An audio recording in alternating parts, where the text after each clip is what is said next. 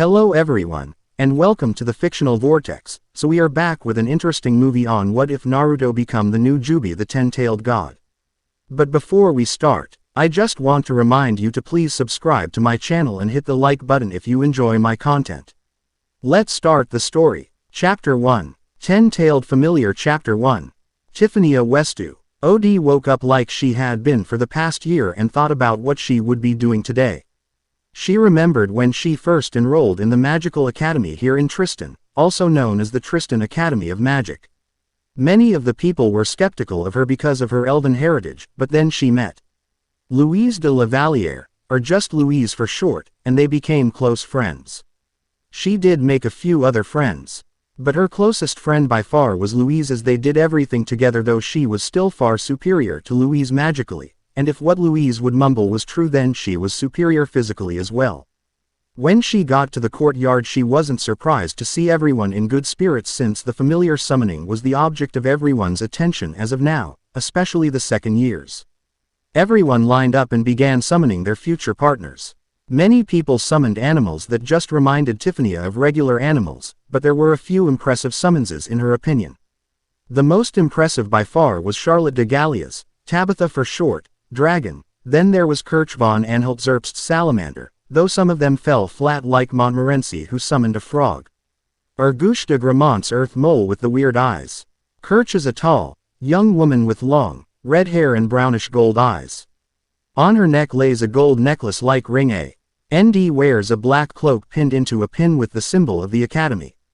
She wears a white, fitted, long-sleeved blouse, which leaves her large bust exposed. She wore black, short skirt and a pair of long, gold boots which reaches her skirt. Tabitha is a small, bespectacled girl with light blue hair and corresponding light blue eyes. She wears a white, long-sleeved blouse underneath a long, black cloak reaching until her feet, pinned by a circular, gold or brass pin attached to a ribbon. She wears black, short skirt and white, long, stocking-like socks reaching until her skirt, and wears brown pair of school shoes. She brings with her a large, curved staff, which she uses in place of her wand. Goosh is a young man with blonde hair and blue eyes. He wears a white, ruffled collar blouse underneath a black, long cloak where his collar rests on and his chest is shown, and wears a pair of violet pants. He carries an artificial rose which serves as his wand. "Hey Louise, how are you doing?" asked Tiffania as she walked up beside Louise. She noticed the intense look on her friend's face and knew that she was having a hard time. She had heard about Louise and Kirch's little encounter after Louise destroyed another building using her explosive magic. Louise must have been really nervous about what she would summon because of what she had said. "Fine," spoke Louise as she focused on the summoning ritual. She was just hoping that she was able to actually pull it off without destroying the entire school or causing some other crazy catastrophe. When all of the other students were done, she and Tiffania walked up to Mr. Colbert. He gave them a questioning look, but didn't say anything as they both began to recite the familiar summoning ritual. "O great spirit that lives in the great star ocean, heed my call and come forth to me. I desire a kind, gentle, yet strong and noble spirit to stand beside me, so please come to my call," shouted Tiffania as she pointed her wand at a wall. "My Lave who lives somewhere out in the universe, oh beautiful, sacred and strong familiar spirit I desire, and here I plead from my heart, answer to my guidance," spoke Louise as she waved her wand and pointed it at the wall. There was a large explosion, probably because of Louise, but what was left standing and lying on the ground greatly shocked everyone. Naruto wouldn't say he was a very happy person anymore. After he had gone 8 tails, a special seal was destroyed in the process, so when he was able to suppress the 9 tails, the whole Yodime stopping him from releasing the 9 tails didn't happen. There stood Naruto with long blood-red hair, pale skin much like Sasuke's, and evil-looking Sharingan eyes instead of the usual blue. His body had changed as well. No longer did he have the round baby fat face he had used to have, and the whisker markings had disappeared as well. Now Naruto stood 6'1" with strong shapely muscles, an angular face that made him look very handsome, and D3 stripes much like the second Hokage's on his face, except these were blood red. After his transformation, Naruto had many questions as to why he had changed so much physically, but when he heard The Nine Tails laughing at him inside of head about how he had been deceived, how the Hokage had made sure his little weapon never knew the truth about who he really was, and about the restriction say. ALS that the Hokage had placed on him to make him dumber, weaker, and his chakra control just awful. Naruto didn't want to believe it, but when he got done defeating Pain he left and headed straight for the remnants of the Hokage's tower. Everyone was shocked when Naruto brushed off their praise, and they were dumbfounded when he literally pushed Sakura out of his way when she tried to hug him. Oddly enough, Naruto didn't feel the same crazy sense of attraction to the girl that he used to, and quite frankly now that his mind was running properly he actually hated her. He remembered how Kakashi D tried to keep him away from the files he was looking for, but everyone in the village was suffering from chakra exaction and Kakashi was no different, so Naruto didn't have any trouble disabling him to continue looking for the file that the Hokage had kept on him. When he found it and began reading it he was far less than pleased. Apparently the Hokage wasn't the nice old man that he had thought he was. He had placed many high-level and dangerous restriction seals on him when he was a child so his stepbrother wouldn't be able to identify him, but the seals also made him basically stupid, completely destroyed all chances he would ever have with chakra control, and made him super weak just like the Hokage wanted. It was all done so Naruto would be humbled and try to make great strides at changing the idiotic villagers' views of him so that he would be a loyal weapon for the village. When Naruto found out about all the people who had actually known about this, his rage and hatred activated his Mangekyo Sharingan. It was a red 8-sided gear with a black background. Naruto instantly left the village and started to track down the one man who he knew would be able to help him, Itachi Uchiha. When Naruto found him, Itachi was surprised, as was Kisame when they heard about his story, and Itachi told Naruto all he knew about Naruto's stepbrother Shisui Uchiha. When Naruto found out that his brother had been attacked by Danzo and had one of his eyes stolen when he was just trying to protect the village, his anger skyrocketed. Itachi told Naruto of the eternal Mangekyo Sharingan and gave Naruto the eye Shisui had given him to hold on to. Naruto instantly had it transplanted into his eyes, and with the Kyuubi's chakra healing him he was able to use it after a few hours. Naruto wanted both of the eyes and revenge, so he tracked down Danzo in one of his secret root bases, but with his eternal Mangekyo Sharingan in his left eye and the Kyuubi's chakra fueling the chakra costly techniques, Naruto was easily able to kill the man and take Shisui's other eye right before the man had destroyed himself. After Naruto had the eye transplanted, a man in a spiral mask came to him and offered him a place in his organization, which was oddly enough the Akatsuki, and in return he would help him get his revenge on Konoha. Naruto had been skeptical at first, but when he found out he would survive thanks to his Uzumaki and Uchiha blood, he was sold. When they removed the 9 tails it was extremely painful, but like they said he survived, although now he was a pseudo-Jinchuriki like the Gold and Silver brothers, so now he could produce up to 6 tails of demonic chakra all by himself, and it wouldn't try to corrupt and control him since the 9 tails was not influencing it. This granted Naruto even far more chakra than he had had previously, and he was able to keep all of the perks of being the 9 tails host like regeneration, faster chakra production, and a few other things. What the masked man didn't know was Naruto was just saving his time for a chance to kill the masked man, because in the reports it said a masked man exactly like the man before him was the reason his mother had been killed in the first place, so he figured this was the man that had killed his mother.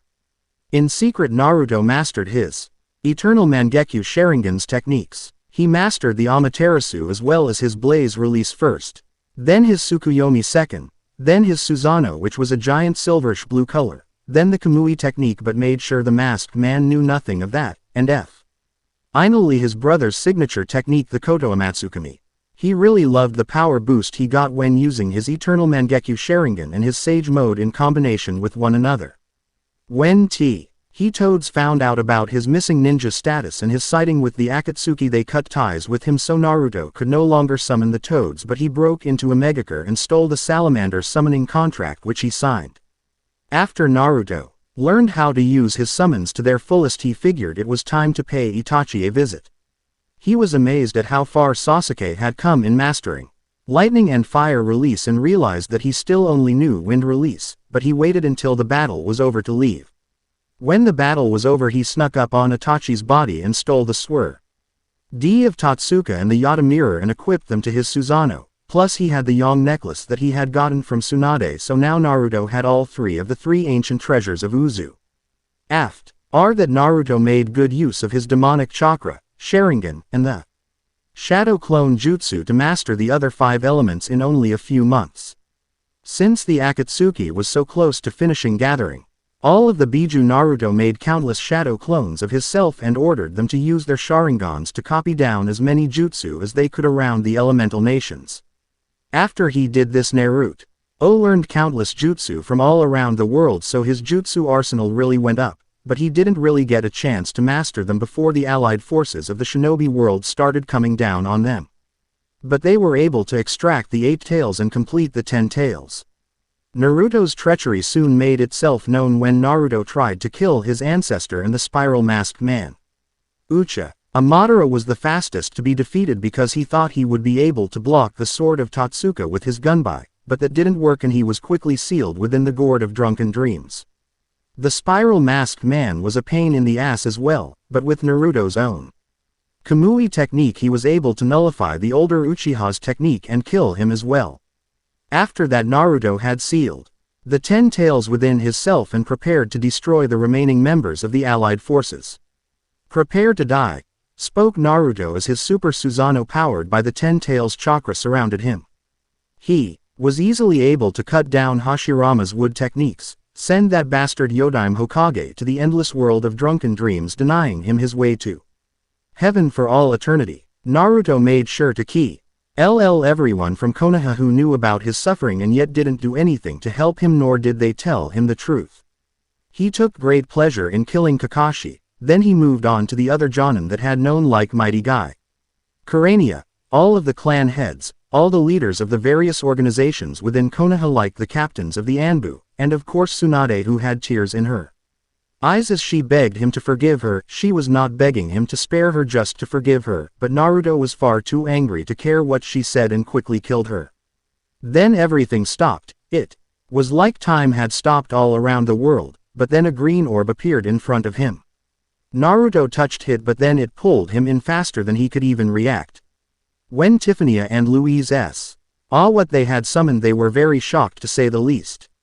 Louise had summoned a boy with strange clothes, black eyes and hair, and he was lying on his back, probably due to the explosion she had caused. Tiffany was looking at her summon with awe and wonder. He was about her age, long red hair, dark sapphire blue eyes, a large overcoat that was black with red clouds, looks like Sasuke's, black ninja sandals, black Anbu pants, black fingerless gloves, and a forehead protector tied around his neck with a slash going through it. When Naruto was pulled into the strange green sphere, he it was some kind of space-time ninjutsu, so he quickly went to reach for a kunai, but then he saw that he was not surrounded by people he hadn't ever seen before and quickly believed he was in some kind of genjutsu, so he quickly activated his Sharingan. When he saw that it wasn't genjutsu, he started to get confused, and decided to talk to these people. "Hey, where the hell am I and what are you all staring at?" asked Naruto as he looked at them. He watched as they seemed to come out of some kind of trance, but to his shock they started laughing. He saw a dark-skinned woman who he figured came from Kumo with red hair, point at a girl with long pointed ears and another girl with long pink hair and say something that oddly he didn't understand before everyone started laughing. I expected Zro Louise to pull something like this off, but it seems she is rubbing off on Tiffany as well since they both summoned commoners, shouted Kirch as she began laughing uncontrollably. Louise walked over to the teacher and started complaining, but Tiffany walked over to her new familiar and looked him deeply in his strange eyes. "What are you doing?" demanded Naruto as he watched the strange, yet very beautiful young woman and put her face right in front of his own. He hadn't actually had feeling for a woman since the restriction seals were removed, but now this woman had defiantly caught his attention. She said something in her strange language right before she kissed him on the lips. Naruto was so shocked that he didn't react, but when their kiss was over he began to understand what everyone was saying. He went to say something, but then a burning sensation started to spread through his body. He was able to withstand the pain as it in all honesty was nothing compared to what he had to deal with in the countless life or death battles he had been in, but when runes started to pop up on his left hand he was curious. "Now you are my familiar," spoke the beautiful woman as she smiled down at him. Naruto was confused about what she meant by familiar, but then he heard a loud sigh and looked over and watched as the pink-haired girl said some crap right before she kissed the dark-haired boy. "What is going on here? How did I get here? Why am I here?" asked Naruto as he watched the boy go through the same thing he had, but apparently he didn't have ninja training as he fainted.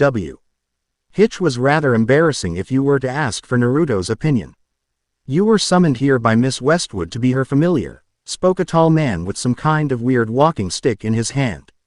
Naruto didn't miss the fact that he was completely bald on the top of his head, but refrained from pointing it out since he had no idea what was going on. "Summoned? Do you mean like a summoning contract? And what is this crap about a familiar? What is that?" asked Naruto as he looked at the balding man as he seemed to be in charge of the students as that was what he figured they were. "I have never heard of a summoning contract before.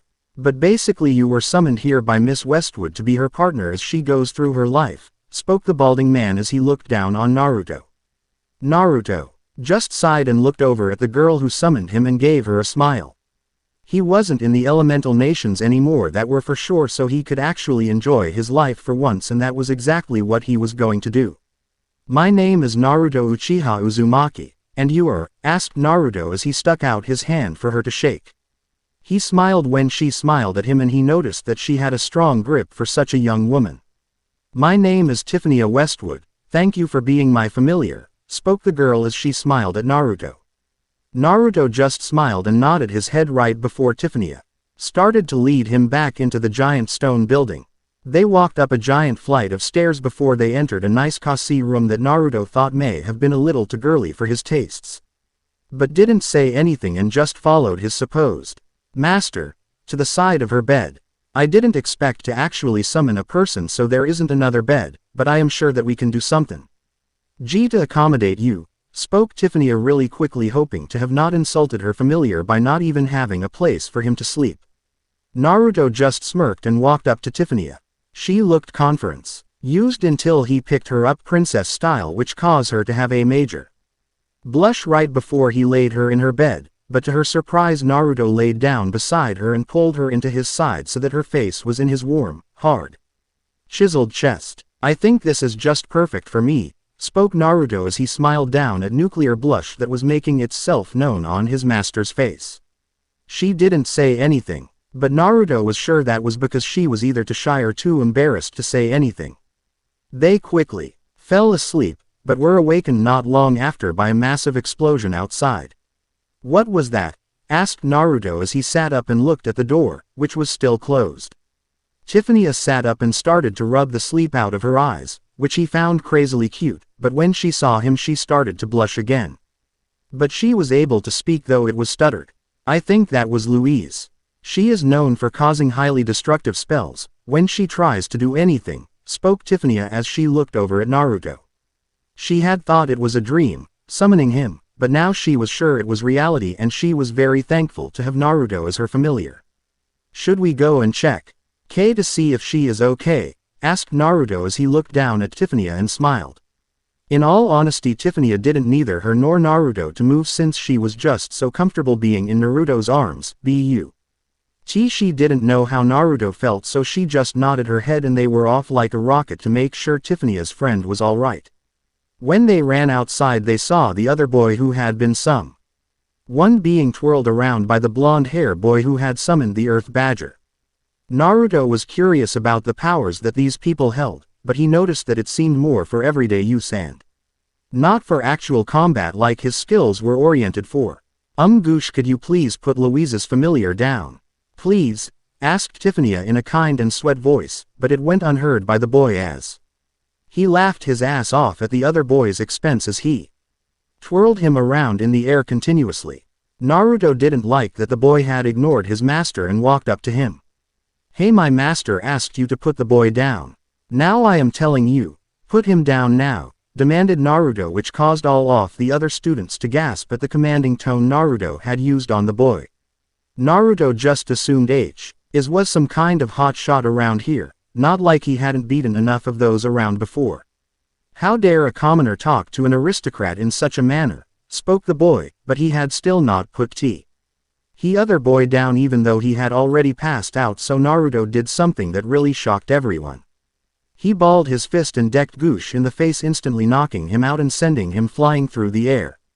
Everyone was shocked Naruto would do such a thing, but then they were really shocked by the unseeable speeds he moved to catch Saito from the air before he went splat on the ground. Maybe you will listen the next time my master tells you something, spoke Naruto as he, Tiffany, and an awestruck Louise walked back into the school. Why did you attack Goosh like that? He will want revenge, and there is no way a commoner could defeat an aristocrat, demanded Louise as she watched with anger as Naruto sat Saito in her bed. She was shocked by the glare he sent her when he turned back to look at her. You don't care about your familiar's feelings, do you? You only care about yourself, which is why he tried to run away. We are not like those animal familiars that wait at your beck and call. We are humans same as you, and therefore we have feelings as well. If you continue to mistreat him, I will help him escape next time, spoke Naruto as he started walking toward the door with Tiffany, who looked confused. There is no way, but that was as far as she got before Naruto just disappeared and then reappeared behind her back with some kind of strange knife-like instrument at her throat. Trust me kid, I think I am more than a match for any of the mages in this little school, spoke Naruto right before he removed the kunai and left with his master Tiffany. Louise is a sweet girl, just confused.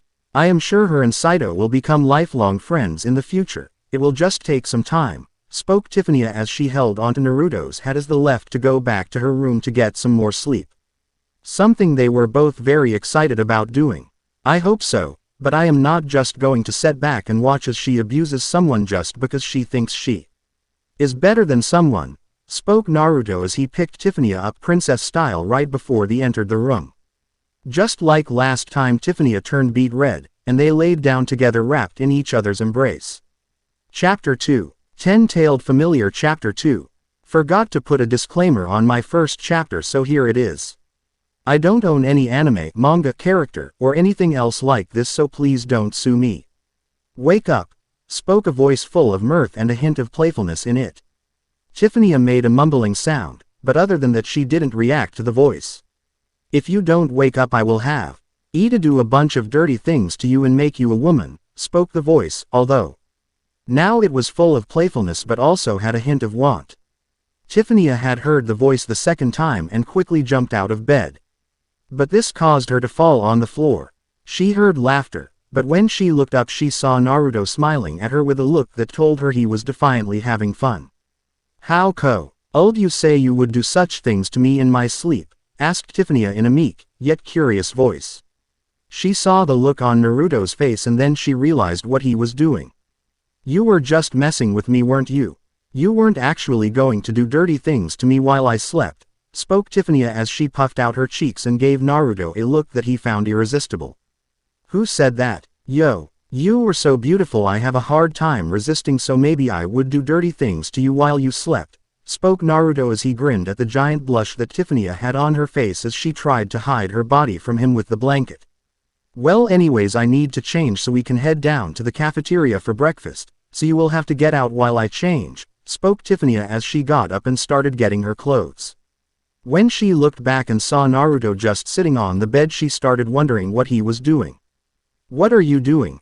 Asked Tiffany as she looked over at Naruto, who had that shit-eating grin on his face. His response wasn't what she was expecting. I am waiting for the show, spoke Naruto with a lustful look in his eyes that made Tiffany eep, but to his surprise, she grabbed him in a fit of embarrassment and threw him out of her room right before she closed and locked the door. Damn, that girl has some serious strength when she wants it, spoke Naruto as he waited outside for Tiffany to get dressed. When Tiffany finally came out, she still had a blush on her face, and didn't look Naruto in the eyes, but she did lead them towards the cafeteria. When they got there, Naruto was surprised at how big and spacious it was, but then again he had learned that this is basically a school for the super elites, so money must not have been an issue when they built the school. Tiffany started to lead Naruto over to where she usually sat when Mr. Colbert stopped her. "I am sorry, Miss Westwood, but you know the rules. No familiars are allowed in the cafeteria while the students are eating. I know it is unfair, but until I get the chance to talk to the principal about it, the rules stand," spoke the balding teacher as he gave them a sympathetic look. He kind of reminded Naruto of Iruka in a way. He was a stickler for the rules and followed them to the line, even the ones he didn't like or agree with. Tiffany went to say something, but Naruto cut her off before she could make a big fuss over something he saw as inconsequential. "Don't worry, Tiffany, I will wait for you outside, but just remember you will have to feed me, so bring lots of taste treats when you're done eating," spoke Naruto as he smiled at her right before walking out of the cafeteria. He saw Saito was hiding underneath a table, probably from the professor, eating scraps, which annoyed him, but not overly. Naruto walked outside and saw all of the familiars that were waiting for their masters to come and pick them up frolicking in the courtyard. Naruto saw a lot of average animals like dogs, cats, birds, and other things. But his real attention was on the dragon that he had seen. He assumed that whoever had summoned this creature must have been really powerful, though not as powerful as his own master, since she had summoned him after all. "Hey girl, I am Naruto," spoke Naruto as he stood in front of the blue dragon. It looked back at him with intelligent eyes as they had a staring contest for a few seconds. Eventually the dragon lowered its head and Naruto approached it and started scratching its head. The dragon made a purring sound which made Naruto laugh on the inside, since it sounded like a cat. Eventually the second years came out and started to associate with their familiars, and Tiffany came out with a tray of treats and some other breakfast-related foods. "Naruto-ku," Ikki walked up to her with a smile on his face. "I didn't know what you liked, so I got you a little of everything," spoke Tiffany with a small smile on her face. She got worried when that same grin he had seen earlier this morning made its way on Naruto's face. "Well, I did say that you were going to have to feed me, so spoke Naruto as he opened his mouth slightly so that Tiffany knew that he wanted her to feed him. He was her go beat red, but she nervously started to feed him. Naruto smiled on the inside as he watched Tiffany's innocence play out before him. It is always more fun erupting the innocent after all, he thought with a smirk. When they were done they quickly disposed of the leftovers and began walking around the courtyard when a question formed in Naruto's mind. Why are none of the students out here in class? Are they on break or something? Asked Naruto as he looked down at Tiffany. When Tiffany heard the question, she quickly explained to him that it was to help the second years get more acquainted with their new familiars. "Well, I don't think we will have to worry about that too much, do you?" asked Naruto as he gave Tiffany a knowing smirk. Tiffany didn't say anything, but the blush said more than words ever could. "Oh," came a familiar voice from behind Naruto. When Naruto looked back, he saw that red-headed woman from before looking at him with a saucy smile as she was crouched next to some kind of fire lizard that Naruto had never seen before. He heard another type of shout and saw that Saito had seen the salamander as well, though he reacted much more girly than Naruto had. "What is that thing?" asked Saito as he scooted back away from the salamander. "Is this really the first time you have seen a salamander before?" asked the redhead alt.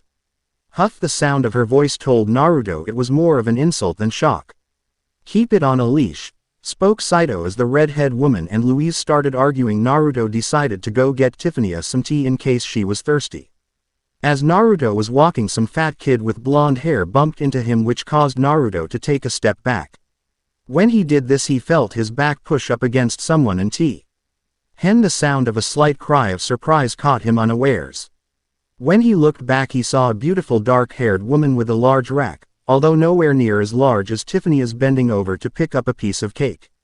Naruto swiftly picked it up for her and placed it on the tray. He noticed she was looking at the runes on his hand in surprise and figured she had heard about him somehow. "Whoa, old you be one of the peasants that was summoned and became a familiar?" asked the woman with surprise in her voice. Naruto just raised an eyebrow at that but didn't comment. "Yay, I was summoned by Miss Westwood and became her familiar," spoke Naruto as he smiled down at the cute girl. He had to admit the servant attire she had on gave him some dirty thoughts for some interesting role play, but he shoved those thoughts to the back of his mind for now. Wow, you're the only thing anyone can talk about right now. Who would have thought that a peasant would be summoned as a familiar and then would beat up one of the nobility all in the same day, spoke the dark-haired girl. Naruto just realized that he hadn't introduced himself and was quick to rectify that mistake. Yay, well, the little brat deserved everything that he got. Plus, being a familiar to Miss Westwood has been very pleasant thus far. By the way, my name is Naruto Uchiha Uzumaki, and you are? Asked Naruto as he stuck out his hand and waited for the girl's reply. Oh, how silly of me. I completely forgot to introduce myself. My name is Siesta and it is a pleasure meeting you, Naruto, spoke Siesta as she started to really examine Naruto with her eyes. What she saw she had to admit she liked very much. He was handsome, no doubt, looked really strong, and had the right attitude she was looking for in a man. Same here, spoke Naruto, as he looked deeply into Siesta's eyes, which were starting to cause her to blush. She felt a sigh of relief as one of the nobles started calling out to her about his cheesecake. Here, let me take that brat his food, spoke Naruto as he took the tray that had the piece of cake that had fallen on the floor on it. But I am supposed to do it, spoke Siesta as she looked at Naruto as if unsure of what to do. Don't worry about it, this is going to be very interesting, spoke Naruto as he began walking towards the blonde brat that he had laid out the other day. Here is your pie, spoke Naruto as he placed the pie on the table. He saw the look of fear on Gusha's face, but it was quickly swapped out for a look of hatred and rage. You're the familiar Tiffany summoned the other day, spoke Gusha as he looked at Naruto with anger in his eyes. His hand was trembling like he was holding himself back from attacking Naruto with whatever pitiful spell the boy knew. Yes, and I hope you listen to her fr. Now on, so I don't have to make you go nighty-night anymore. By the way, miss, you far too beautiful and noble to be associating with this boy. I suggest, if you don't wish to be tainted by his lies, like the one about him not being seen with a first-year girl, which I saw very clearly last night, then I suggest you find a real man soon, spoke Naruto, but not before he sent a seductive wind at Montmorency. He grinned to himself when he saw her blush at his advances, and grinned evilly as she started to question Gush about the first year. I promise you, Montmorency, that there is no first year. He is simply lying to try and get between us, spoke Gush as he looked over at Montmorency as he tried to weasel his way out of the situation he was in. Naruto decided to leave, but his evil grin became even more evil when he saw the same first-year girl that he had seen Gush with walking around with a basket like she was looking for someone. If you are looking for Lord Gush, then he is over here talking to that blonde girl, spoke Naruto as he watched the first-year girl smile and run off towards Gush and Montmorency. Naruto just sat back and watched as the fireworks began. Gradually other students started to come to see what was going on. Naruto made sure to quote Gush on all of the things he said to the first-year girl when he tried to weasel his way out again, which caused Gush to get even angrier. Naruto's favorite part was when Gush got the crap slapped out of him by Montmorency right before her and the first-year girl began to walk off. When Gush got back up, Naruto knew he was going to do something stupid. It seems you don't know how to act when around your betters, spoke Gush as he looked at Naruto with a sadistic look in his eyes. Naruto just raised an eyebrow at that but didn't comment on it. Well, where I come from, I didn't really associate much with those that called themselves nobles, spoke Naruto like it really didn't mean anything to him, although it really didn't. I hereby challenge you to a duel, spoke Gush, causing all of the other students to gasp in shock. Naruto just yawned, which made everyone's sweat drop at his calm attitude. Yo, you want to duel me? Asked Naruto as he looked at the boy like he was crazy. To Naruto, a duel was stupid and pointless. No self-respecting ninja would ever agree to such a thing. They would simply seek into their enemy's house and kill them in their sleep or slip poison in their drink. A duel was for idiotic nobles to settle pointless matters that they would use ninja to fix if they didn't win anyways. Naruto thought about it, and although it was stupid, it would send a message to the rest of these Wantabe nobles not to mess with him or Tiffany in the future. He had seen the way the boys had Checking his master out, and if the system worked the way he thought it did, then he was sure some old sleazeball of a noble would try and force her into a marriage with him just so he could exploit those perfect curves of hers. Well, that wasn't going to happen, as Naruto was going to make sure it was only him who was going to exploit those perfect curves of his master. They weren't crying, they were totally livid with you, spoke Naruto, which caused the rest of the crowd to start laughing at Gush's expense. Gush didn't seem to like that at all if his angry facial features were anything to go on. Prepare yourself, as I will be awaiting you at the story square, spoke Gush as he walked off all dramatically. Naruto just laughed at him as he walked away. Naruto, what did you do? Came a voice from behind him. When he looked back he saw the scared look on Tiffany's face, but he just smiled and handed her the cup of tea he had gone to get her. It may be a little cold, but I promise it is still good, spoke Naruto as he looked down at Tiffany. That isn't what I was talking about. Why are you going to fight Gush? Demanded Tiffany as she gave him what she hoped was a stern look. If the smile on his face was anything to go by, she had missed the mark considerably. Don't worry, I promise I will be fine, spoke Naruto. But that was as far as she got before Naruto cut her off. Don't you trust me? Asked Naruto as he looked down at her with seriousness in her eyes.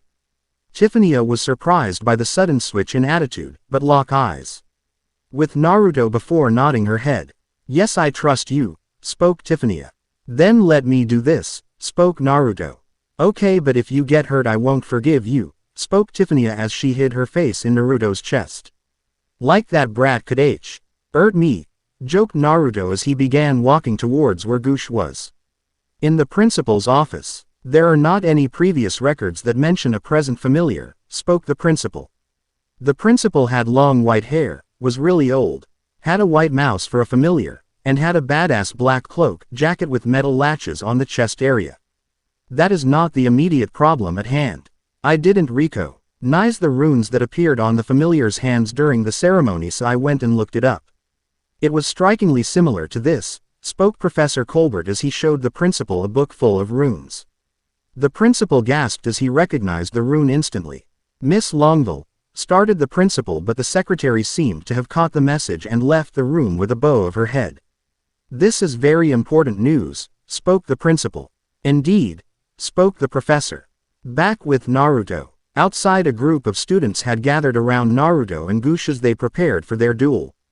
Gush looked overly confident in his abilities while Naruto just looked bored. Are you sure you want to let him do this? He is only a familiar, for crying out loud, whispered Louise as she looked over at Naruto and Gush as they prepared to show down. Hey, I resent that, spoke Saito, though he was quickly forgotten by Louise. I have faith in him, spoke Tiffany as she looked over at Naruto. In truth, she really didn't want to watch him fight a noble, but he was so confident, so serious that all she could do was put her faith in him. I will give you one last chance to surrender before me. But Gush was cut off by Naruto as he began a long series of fake yawns. Are you done already, or are we going to actually do this? I am getting sick and tired of all of your boasting, it really starts to get old after the first few hours of hearing it, spoke Naruto as he looked over at Gush, who looked royally pissed off. Now you have done it. I will show you the difference between a present and noble, spoke Gush as he waved his rose and a synth's petal fell off. When the petal hit the ground, a strange suit of armor rose from the ground, but predictable as always, Gush began talking, boasting again. My name is Gush the Brass, therefore a brass golem, a Valkyrie to be precise, will buy your opponent, spoke Gush as he put his rose in his mouth, which Naruto found weird. What Naruto didn't find weird was that Gush had used magic that didn't involve direct combat, as Naruto had never taken him for the up-close and personal type of fighter. Well, your little suit of armor is cure and all. But let's see what I can do, spoke Naruto as the space around his hand began to spin. Everyone was shocked when a scroll appeared in his hand, but they were confused when they saw the seal, which to them were just squiggly lines. They were really shocked when Naruto placed his hand over one of the seals and a sword and some smoke popped up. In Naruto's hand was the sword of Kusanagi Kata, Na version that he had pulled out of the Totsuka Blade's sake jar after Itachi used it to kill Orochimaru. How did you do that? Was that magic? asked Goosh, although the sound of his voice held fear in it, like he had just realized just how outclassed he was. "No, this is something much different, though the outcome will still be the same," spoke Naruto as he readied the sword of Kusanagi. Instantal. Why the suit of armor charged him at high genin speeds, which were slightly surprising to Naruto, but he quickly cut it in half like it was joke. "Is that all you've got? You really are all talk and no be. Ite," joked Naruto as he started walking towards Goosh in a slow, steady manner. "How dare you? You just got lucky, you smart-ass peasant," spoke Goosh as he started swinging his rose wand like a maniac. When he was done, there were 20 of his little golems ready to fight at a moment's notice. "How about this? Attack!" shouted Goosh as the golems started to charge at Naruto, though their speeds hadn't increased. "HMPH. Weak," spoke Naruto as he channeled Wind Chakra through the blade. When the golems were close enough, he swung the blade one time, but a powerful arc of wind raced off of his blade and cut down all of the golems. Naruto then moved so fast that it looked like he had disappeared, but when he had repapered, his blade was at Goosh's neck. "So do you surrender, or will I have to ram over that neck of yours?" asked Naruto as he grinned sadistically at Goosh. Goosh fell on his butt, but then he said, "I surrender," before lowering his head. Naruto sent the sword of Kusanagi back to his subspace and walked over to Tiffany with a smile on his face. When he got close, she ran out of the crowd and quickly hugged him. "Told you there wasn't anything you had to worry about," spoke Naruto as he soothingly began to rub her back. "I am so happy you are all right," spoke Tiffany. They walked up to Tiffany's bedroom, where they quickly got into their night clothes and fell asleep. The end. Next morning, Naruto woke up when he heard a gasping sound. When he looked over, he saw Siesta was in his room for some reason. "Hello Siesta, how are you?" spoke Naruto as he got out of bed and walked over to Siesta. He grabbed some of the soup and a loaf of bread and began eating almost immediately. "I am fine. I thought you might want something to eat after that battle you had with the noble the oath." "Day," spoke Siesta as she tried to hide her blush from seeing the shirtless Naruto. She hadn't expected him to be so incredibly ripped, but she wasn't complaining at all. "Thanks, that was very thog. HTFUL of you," spoke Naruto as he began to eat. "Sure, you can call on me anytime. If it's you, then I won't mind," spoke Siesta as she left the room in a hurry, though she whispered that last part, but Naruto still heard it, which caught him by surprise. "I must be like a chick magnet in this world," mumbled Naruto as he continued eating. When he was done, he noticed Tiffany's clothes had not been clean. So he figured he would take them to a wash area and use a simple water ninjutsu to clean them and be back before Tiffany woke up. He quickly grabbed all of her clothes, but he was still amazed. He picked up her huge brawl and walked down towards the courtyard. When he got out there, he saw Saito washing Lewis's clothes as well, so he decided to go say hi. "Yo Saito, how is it hanging?" spoke Naruto as he waved at Saito. The boy smiled and waved back at him when he saw that it was Naruto. "Hey man, what's up? Tiffany got you doing the laundry as well," spoke Saito with an annoyed tone to his voice. "Nah, I figured I would do it while she slept since she has been so good to me while I was here," spoke Naruto as he began scrubbing all of Tiffany's clothes by hand. He didn't want Saito to know he could use ninjutsu as of yet. "Lucky you," spoke Saito again in an annoyed voice. "Hey, I saw your match the other day. Way to go beating one of those nobility jerks into the ground," spoke Saito. That reminded Naruto of something one of his shadow clones had read when they were scouring the library trying to learn as much as they could about this world. "Hey, I think you should get that rune on your hand checked out.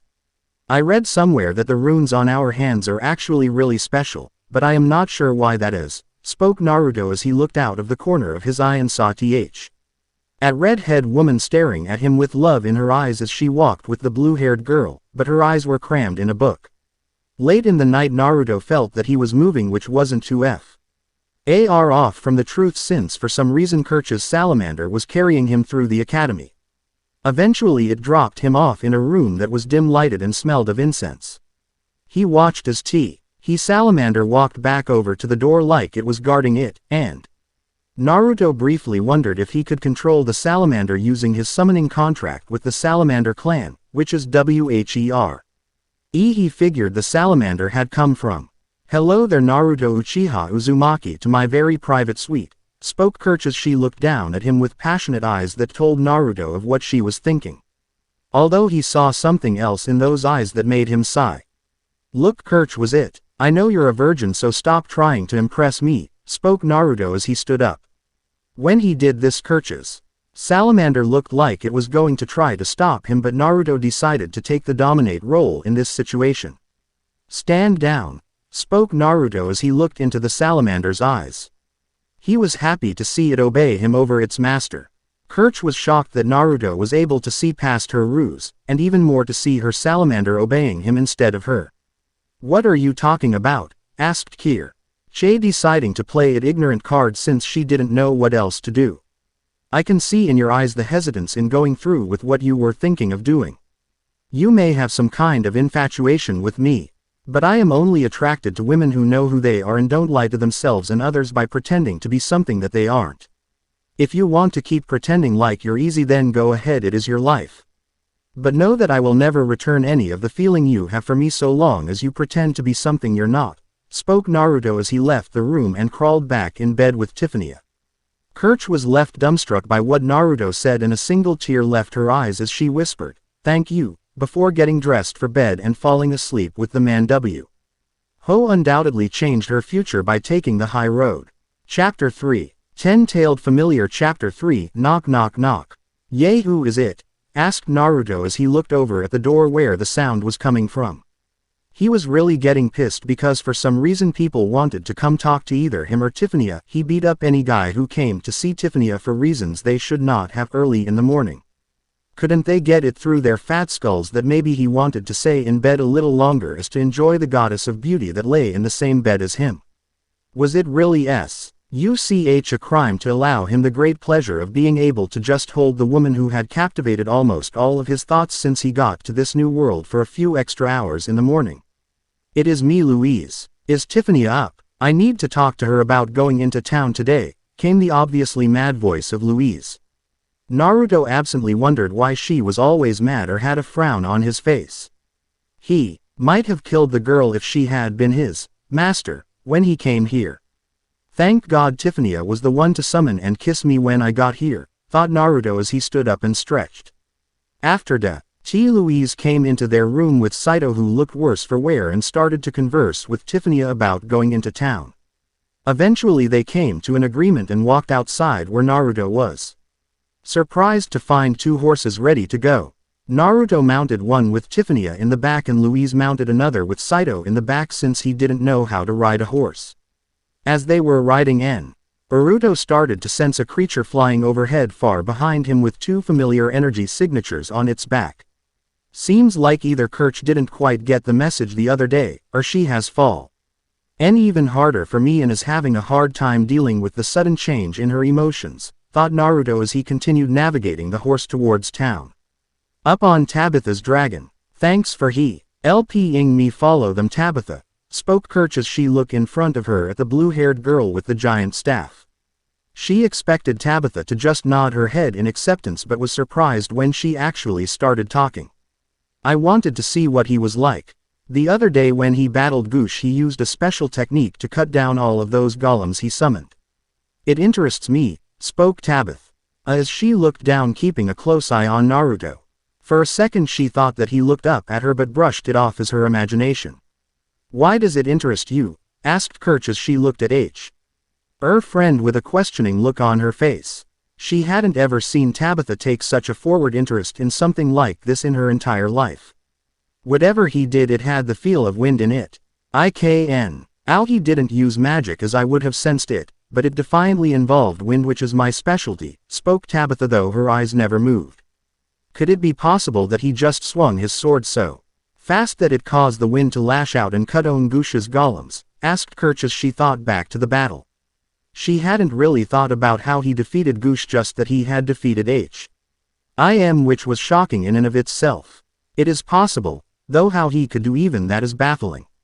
Anyways, he is a mystery that I would like to figure out, though I don't suspect this is why you are so interested in him, spoke Tabitha as she watched Naruto. Kirch had the decency to blush when Tabitha said that. All last night all she could think about was Naruto and his handsome face.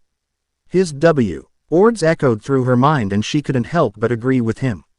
Many of the guys she had agreed to go on a date with were very surprised when she told them that she was no longer going to go out with them. They were shocked and wanted an explanation, but she just had flame get rid of them. "It is personal," spoke Kirch as she placed her hand on her chest right above where her heart was. Tabit Ha noticed this though she didn't comment. Back with Naruto. "So what are we doing here?" asked Naruto as him and his group weaved through the crowds with relative ease. Naruto had noticed that many people were looking at him funny. But he quickly realized it was because of his odd cloak Akatsuki jacket. Naruto just ignored them as he continued following Louise. "I think it was right next to Veer Mont's elixir shop," spoke Louise. Thought she was talking to herself, not answering Naruto, which kind of pissed him off royally. "Hey, could you guys slow down? My back's in shambles. None of you told me I would be 3 hours on horseback to get here," spoke Saito as he rubbed his back. Naruto just rolled his eyes at the way Saito complained about everything. "Ah, here it is," spoke Louise from the front of their group. When Naruto looked ahead of him, he saw that they were in front of a weapons shop. "Why didn't she say this is why we were coming into town? I would have given her almost any of my special weapons to get her out of me and Tiffany's bedroom this morning that are a million times better than anything she is going to find in this old place," thought Naruto as he followed Louise inside of the place.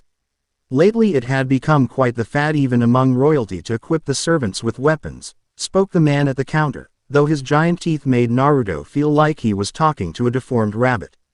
Judging by the redness of his nose, the diluted look in his eyes, and the foul odor around him, Naruto suspected he was a drunk for sure. Naruto watched as the man fitted Saito with Ha's sword and had to admit, for a drunk the man sure knew his way around a sword. Once again Louise because a problem child. "The sword you wielded the other day was much bigger than these. I want a bigger and thicker sword for my servant," spoke Louise as she looked over at the drunk. They got into an argument and eventually the man went into the back to get a different sword that was more to Louise's taste. "Idiot girl, doesn't she know if you make the person made that you are trying to buy something off of, he will only try to scam you," thought Naruto as he looked around the room at all of the different types of swords. They were made by a man who knew what he was doing, but was limited to only the common metals and no chakra, which meant that these swords couldn't hold even a spark to any of the weapons Naruto had. "Naruto, do you want me to buy you a weapon as well?" spoke Tiffany as she looked through all of the weapons in the room. Naruto knew that unlike the rest of the people in the academy, Tiffany wasn't rich. She must have discovered she had magical capabilities because of her elven heritage and been given a scholarship to go to the school. Basically she would remain poor, living off of the extra money the scholarship gave her, which was quite a lot by commoner standards but not even a penny next to wealthy count standards. "No, I am fine. My swords make these swords look like a joke. Anyways," spoke Naruto as he used his Kamui technique to pull the sword of Kusanagi out of his subspace and handed it to Tiffany. Tiffany looked at him questionably and was surprised when Naruto picked up a large sword with just one hand like it didn't weigh a thing. He then took back his sword and slowly cut the larger sword in half like a hot knife through butter. "That was amazing, Huff. Now I will have to pay for the sword you just broke," spoke Tiffany, but she was amazed when Naruto just ran his finger down the place where he had cut it in half using chakra, though Tiffany I didn't know that Naruto easily repaired the sword good as new. "You were saying," spoke Naruto as he grinned over at Tiffany, who just smiled at him. Naruto sent the Kusanagi blade back to his sub-spock. Ian watched as the clerk tried to sell Louise some golden piece of crap that would break its first use. Luckily for Saito, Louise didn't have the money to afford the super expensive piece of crap and ended up having to buy the weird talking sword that Naruto could see was actually pretty powerful for a sword not made with chakra. After that little episode, Naruto and his little group left the city and made their way back towards the academy. That night Naruto decided to take a walk around the academy and think about all that had been happening to him. He remembered all he could think about was taking revenge on all of the people that had wronged him in his childhood and adulthood before he became aware of who he was. He must have spilled an ocean of blood during his revenge, especially when he became the new host for the Jubi. But when he came to this new world he didn't feel the need to kill those that had wronged him. Maybe it was true that the cycle of hatred was strongest in his world compared to this one. Or maybe it had something to do with an irresistible elven woman who had captured his thoughts when he got here. It must have been that kiss that had caught him so off guard, but he certainly wasn't complaining. "Oh, Mr. Uzumaki, what a pleasant surprise," came a voice behind Naruto. Naruto knew who it was since he had sensed her coming, but didn't want to startle her by Saint saying hello out of the blue when he shouldn't know who or if anyone was walking up behind him. "Please just Naruto. We are friends, aren't we, Siesta?" spoke Naruto as he looked over at the young maid with a smile on his face. He loved watching that blush that spread across her face. It just made him want to corrupt her even more. "Yes, of course we are," spoke Siesta as she looked over at Naruto. They began talking as they walked around and eventually they came to a question that had been bothering Siesta for quite a long time. Naruto, if you don't mind, could you tell me what your world is like?" asked Siesta as she looked at Naruto nervously. Naruto was surprised that she had asked him such a question. He had told Tiffany much about his own world, thought he may have filtered out some of the more dark things that he may have done so that she didn't think he was a psychopath when he had told her. "Sure, what do you want to know?" asked Naruto as he looked over at her.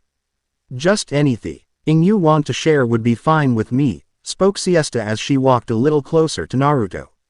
Naruto felt their shoulders meet and wondered if she was trying to put the moves on him. "Well, in my world war never ends. But instead of mages we have ninja and samurai. The ninja can use their own special powers similar to the mages in this world, except everyone had the ability to learn these abilities in my world. You see, my world is one large land mass mainly, but it is divided up by various nations that are ruled by selfish men who are far too greedy for their own good. Because of this and he impressive powers that the ninja hold, the wars never end and we ninja had to put our lives on the line daily to complete our missions. I had a troubled past, you could say, and I ended up becoming very powerful. I took out a lot of my rage on my fellow village and nation after I found out they had been lying to me about who my family had been, and I joined a terrorist organization that was really powerful because of my anger," spoke Naruto as he started to reminisce about his life and about all that he had done. He didn't regret anything, only that he hadn't learned who he was and killed all of those traitors sooner before they could fuck up his entire life. "That sounds horrible. I am so sorry you had to go through something like that," spoke Siesta as she gave Naruto a big hug and buried her face in Naruto's chest. Naruto was surprised she even still wanted to talk to him, let alone actually feeling bad for him instead of just calling him a monster like he figured she would. "Don't worry, that is all in the past. I am a better man now that I am away from my old world," spoke Naruto as he rubbed Siesta's back. He was really starting to enjoy the woman's presence and hoped that they would be able to spend more time with one another in the future. "I hope I see you soon," spoke Siesta as she began walking away, though Naruto noticed she seemed kind of sad. He thought about it as he walked through the academy back towards Tiffany's room. "Hello there, Naruto," came a melody-like voice from behind Naruto's back.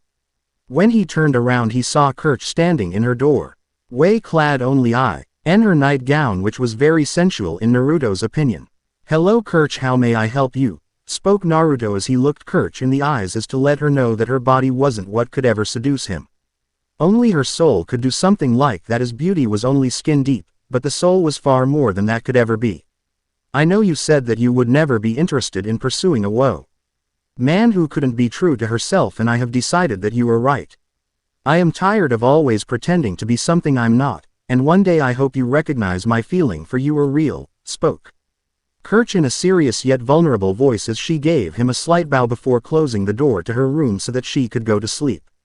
"You really are changing, Kirch, and I am sure a beautiful butterfly will spring from your heart one day that will all but force me to see the spectacular woman that you are," thought Naruto as he went back to Tiffany's room.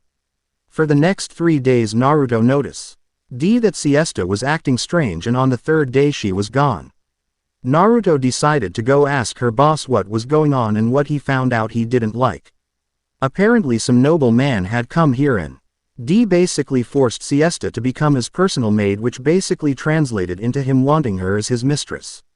Naruto quickly went looking for the one brat he knew who would know where this Count Mont lived. Eventually Naruto came upon Gush trying to seduce Montmorency with jewelry.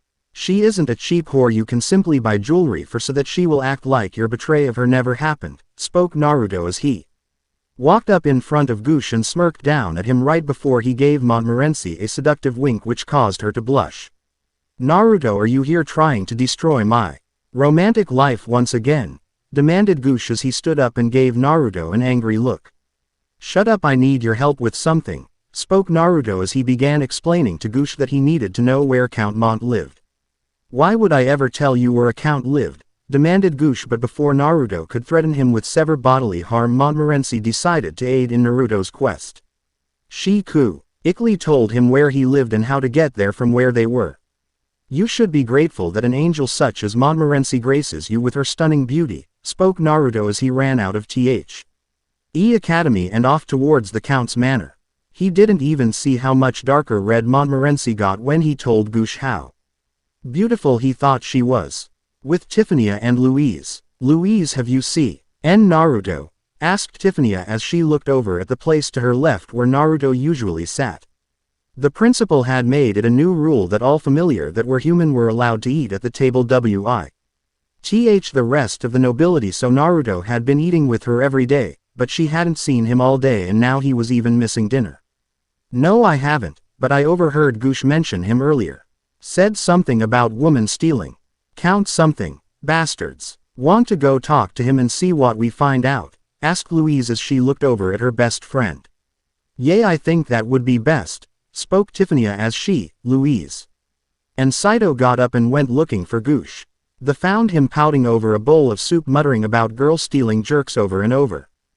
Gush, we need to talk to you, spoke Louise as she crossed her arms and glared at the boy when he shot her an annoyed look, though his eyes lingered on Tiffania's giant rack, but not even he was stupid enough to put the moves on the girl with all the rumors going around about what Naruto had down to the other boys that had come on to her. Yay, what do you need? Zero, spoke Gush using Louise's joke nickname as he looked over at her. Before Louise could snap on him, Tiffania cut her off. We were looking for Naruto but we haven't seen him all day. Do you know where he could have gotten off to? Asked Tiffania in a sweet voice. That instantly lifted Gush's down spirits. Yes, he was asking me about the location of Count Mont's manor so that he could rescue some peasant girl from the Count, spoke Gush, but was cut short by Louise's shout. And you told him where he lived even knowing what he was going to do? I can't help it if the man is crazy. Now please leave so I can eat my meal alone in solitude, spoke Gush. His mood soured again thanks to Louise. We are going to have to hurry to stop Naruto from doing something incredibly stupid, spoke Louise as she looked over at Tiffania, who looked extremely worried. Yes, let's go now, spoke Tiffania as they all raced off to stop Naruto from killing the Count and getting into trouble, though they didn't know that was what would have happened. With Naruto, Lord Mont, there is an intruder on the grounds, spoke one of the guards as he ran into the Count's private study. The Count looked surprised, but quickly grabbed his staff and rushed to meet the intruder. What he saw shocked him. It was a boy wearing a strange black jacket with red clouds on it, carrying a long black, gray, and green katana in one hand.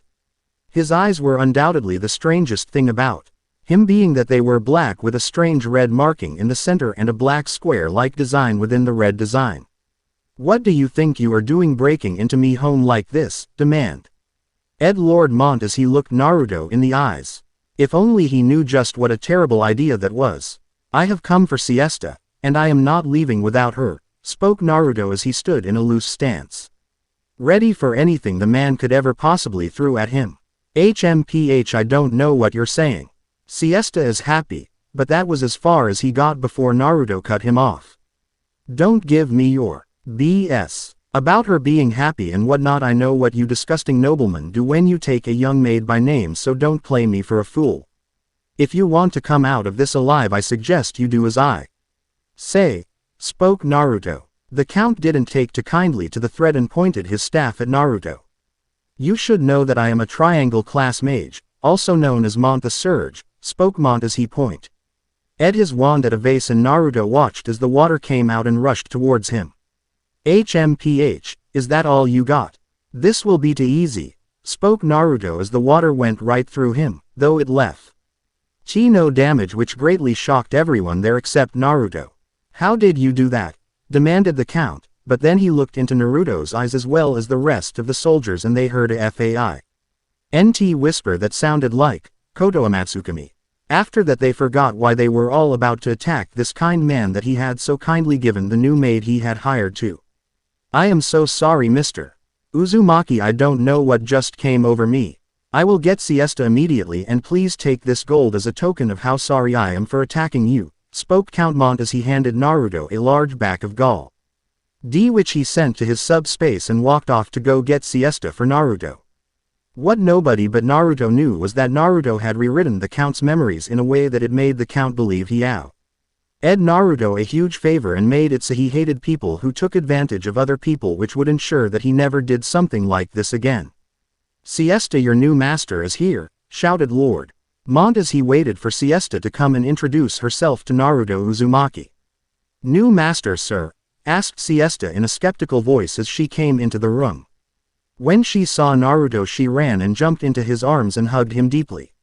Oh Naruto, what are you doing here? Asked Siesta as she looked into Naruto's eyes. Well, I got a letter from a kind man I met not too long ago that said he wished to give me a present, though I had no idea it would be you. Naruto winks at Siesta to let her know that he did in face come here to save her, which she understands, though I am very happy to see you again, spoke Naruto as he returned Siesta's hug and noticed the squishy feeling that he was feeling on his chest due to Siesta's large chest being pressed against it. So you are my new master? Asked Siesta, hope thick in her voice. When she saw Naruto nodded his head, she started jumping up and down with joy.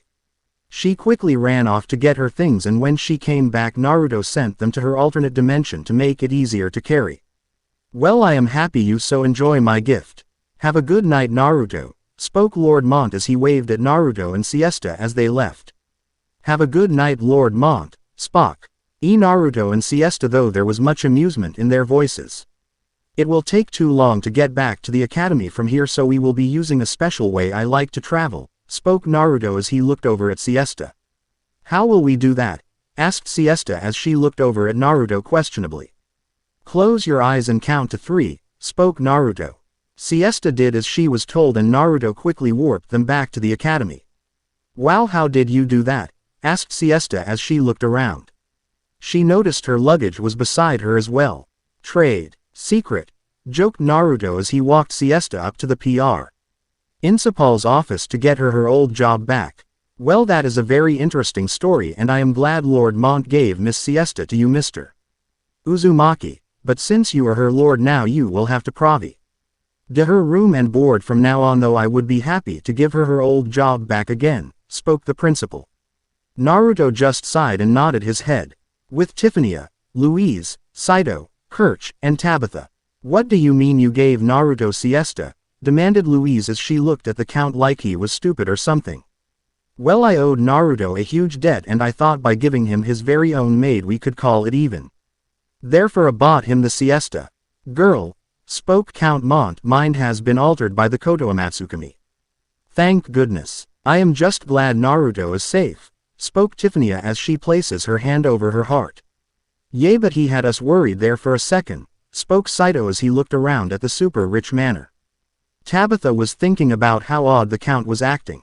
If the information she had gotten about the man was true, then his personality files were completely bogus. He was being far too nice and caring to be the man that she had heard he was, and could only figure Naruto had done something to him that caused him to act this way, but the only question is what was it? When Tiffany got back, she realized that since Naruto was Siesta's new master, she would have to stay with them, though there weren't any beds or places for her to sleep, so now Tiffany was sleeping snuggled up to Naruto's left side while Siesta did the same on his right side of the bed. Life is so good to me, thought Naruto as he pulled both girls even closer to himself. Chapter 4. Ten-Tailed Familiar. Chapter 4. Why am I not surprised? It is like the gods are just messing with me so that I can't enjoy these two little angels for even a second. I swear that whatever it is that caused this had better be good, or else heads are going to roll, thought Naruto as he swore vengeance on what our deity had cursed his morning pleasures. He noticed Siesta and Tiffany starting to open their eyes and he sighed to himself. Morning you two lovely young ladies. I would say good morning but with Ado and Louise causing this much ruckus this early in the morning I simply can't bring myself to lie to you two, spoke Naruto as he dropped his head in defeat. He heard them giggling before he felt them snuggle even deeper into his sides. Naruto had been very surprised by how willing Tiffany had been to allowing Siesta to share their bed. He had at least thought she would pout about it, but all she said was that she trusted him with all of her heart, which made Naruto want to cry. He was so happy. Well, I still think this is the best possible morning I could ever dream of, don't you think, Siesta? Spoke Tiffany as she relished in the feel of how Naruto felt against her skin and how happy she was when his hand snaked around her waist and pulled her deeper into his side. I have to agree, Miss Westwood. I couldn't even dream of a better morning than spending it with like this. I hope that you allow me to continue our sleeping arrangements, spoke Siesta as she gave Tiffany the puppy dog eye. Naruto knew that Siesta could get her own room thanks to working here as a member of the staff since the school was required to house them, but he also knew that she really wanted to continue sharing the bed with him, and to be honest he wanted it as well. I don't mind. I can tell you mean a lot to Naruto, as do I, and it would be cruel of me to try and separate you two. After all, I know how hard it is to be apart from him. Even if he was gone for only a few hours, spoke Tiffany, referring to when Naruto went to rescue Siesta and didn't tell her.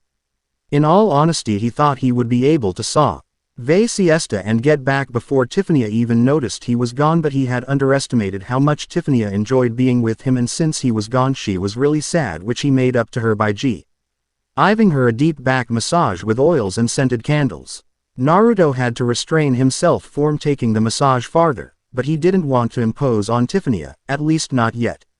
Oh then, but that was as far as Siesta got to thanking Tiffany when the door was knocked down by Louise as she dragged Saito into the room.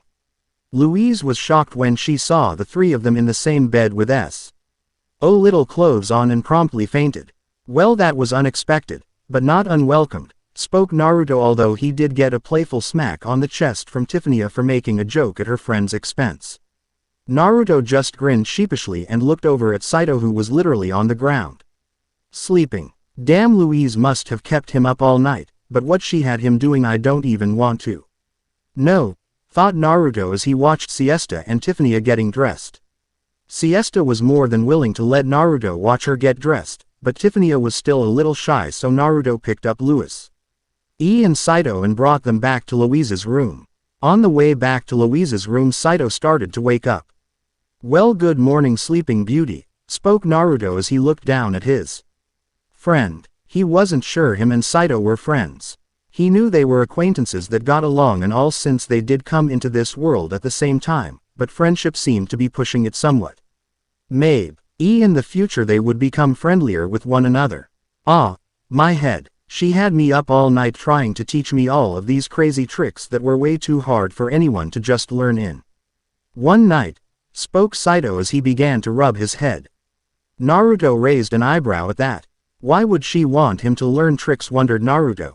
He asked Saito and he explained that there would be an exhibition match for the second years who were required to participate so that they could show off their new familiars. I wonder why Tiffany didn't mention it to me, spoke Naruto more to himself that to Saito as he laid Louise down in her bed and watched as Saito laid up against the wall and fell asleep instantly. Naruto was surprised that Saito wasn't willing to stand up to Louise, but again he felt that there may be more to it than he was seeing, so he let it slide. As Naruto was walking through the courtyard, he saw Siesta carrying a basket of laundry and waved her down so that he could ask her a question. Siesta saw her new master waving for her to come talk to her, and she was more than happy to oblige him. Hello my lord, how may I help you, spoke Siesta in her bright and charming voice. Naruto normally would have said to just call him Naruto, but with Siesta dressed up as a maid it just made his imagination swim with ideas, and it was hard to throw that away. He hook his head to clear it and began asking Siesta what she knew about the exhibition. Oh, you are referring to St. Horstein's exhibition, are you not? Asked Siesta as she had a look of shock in her eyes. She must have realized that nobody had told Naruto about the exhibition and felt like it was her fault. I am so sorry my lord, I should have known better. I am sorry for not telling you, I just thought that Lady Westwood would have told you, but that is no excuse, please forgive me, spoke Siesta as she bowed her head deeply and looked to be on the verge of tears. Siesta, I am not mad, I promise. Say now, look me in the eyes, spoke Naruto as she watched as Siesta looked up at him with those big doe eyes that had tears in them. Naruto smiled slightly and began whipping away the tears from her eyes. An angel, even one who wears naughty black panties like you, shouldn't cry. You're far too beautiful to allow such a thing as tears to ruin your beautiful smile, spoke Naruto, but he was slightly surprised when Siesta grabbed hold of him and repeatedly said thank you into his chest. Now, please explain everything about this exhibition so Tiffany and I don't look ridiculous when it happens, SP. Oak Naruto as he smiled down on his personal maid. Well, the exhibition happens every year, so that the second years can exhibit the familiars that they summon for the entire school to see. I do KN. How that participation is mandatory for all second-year students, and that all of the second-year students are busy training their familiars for this year's exhibition. Oh yay, and this year Lady Henner Ayeta will be coming to participate, spoke Siesta as she held on to Naruto with all of her might, hoping that he would be satisfied with the information she gave her and didn't kick her to the curb. Shish. He was used to nobles and higher-ups treating the lower class like dirt, so she wasn't sure if Naruto, having spent so much time with the nobles, would have taken up any of their bad habits or not. Who is Lady Henrietta? Asked Naruto. He had heard that name before. Oddly enough, he thought he had heard it from Louise, and so whoever it was either going to be a major pain in the ass or a very high-up noble woman. She is the Princess of Tristan, and has been the meaning of our existence ever since her father passed away a few years ago, spoke Siesta as her and Naruto started walking through the academy. She felt like his mistress by the way she held onto his arm as was leaning against him, but she didn't mind and fully enjoyed herself. So I guess she is pretty popular then, huh? Spoke Naruto as he let go of Siesta's side and watched as she walked in front of him with a blush on her face. Just consider that my personal thank you for being such a good personal maid, Siesta, spoke Naruto, as he winked at her and began to walk off to find his master.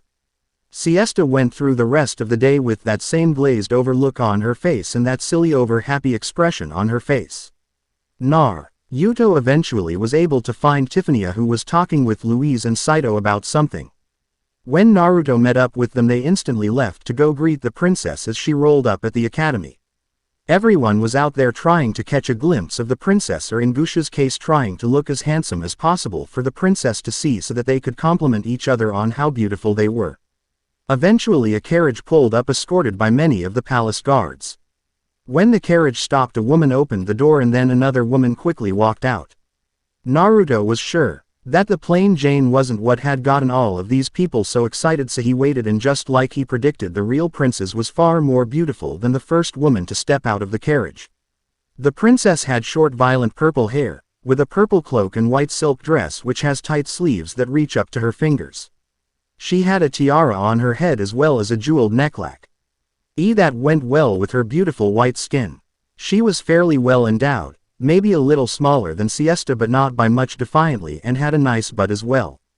Her face gave her more of a cute look, kind of like Siesta's, compared to the mature sexy look that Kercha's face had. Naruto watched as she waved at the students and smiled at them as well, and figured she was a kind woman, not like Ny of the nobleman he had had the misfortune of speaking with. He watched for a while as she talked to the principal and the rest of the staff, or more like her butt, before they were dismissed. They quickly left and went up to their room, though Siesta was not there, probably serving the princess, and to his shock Louise and Saito followed them so that Louise and Tiffany could talk. While they were in their room, a knock came from the door and Saito, who had just pissed off Louise, happily opened it as to avoid her wrath. He was surprised when a cloaked person came in the door and Louise got ready to attack the person. But Naruto saw the purple in her hair and knew instantly who it was, though he didn't know why she was here. "Who are you?" spoke Louise as she pointed her wand at the stranger.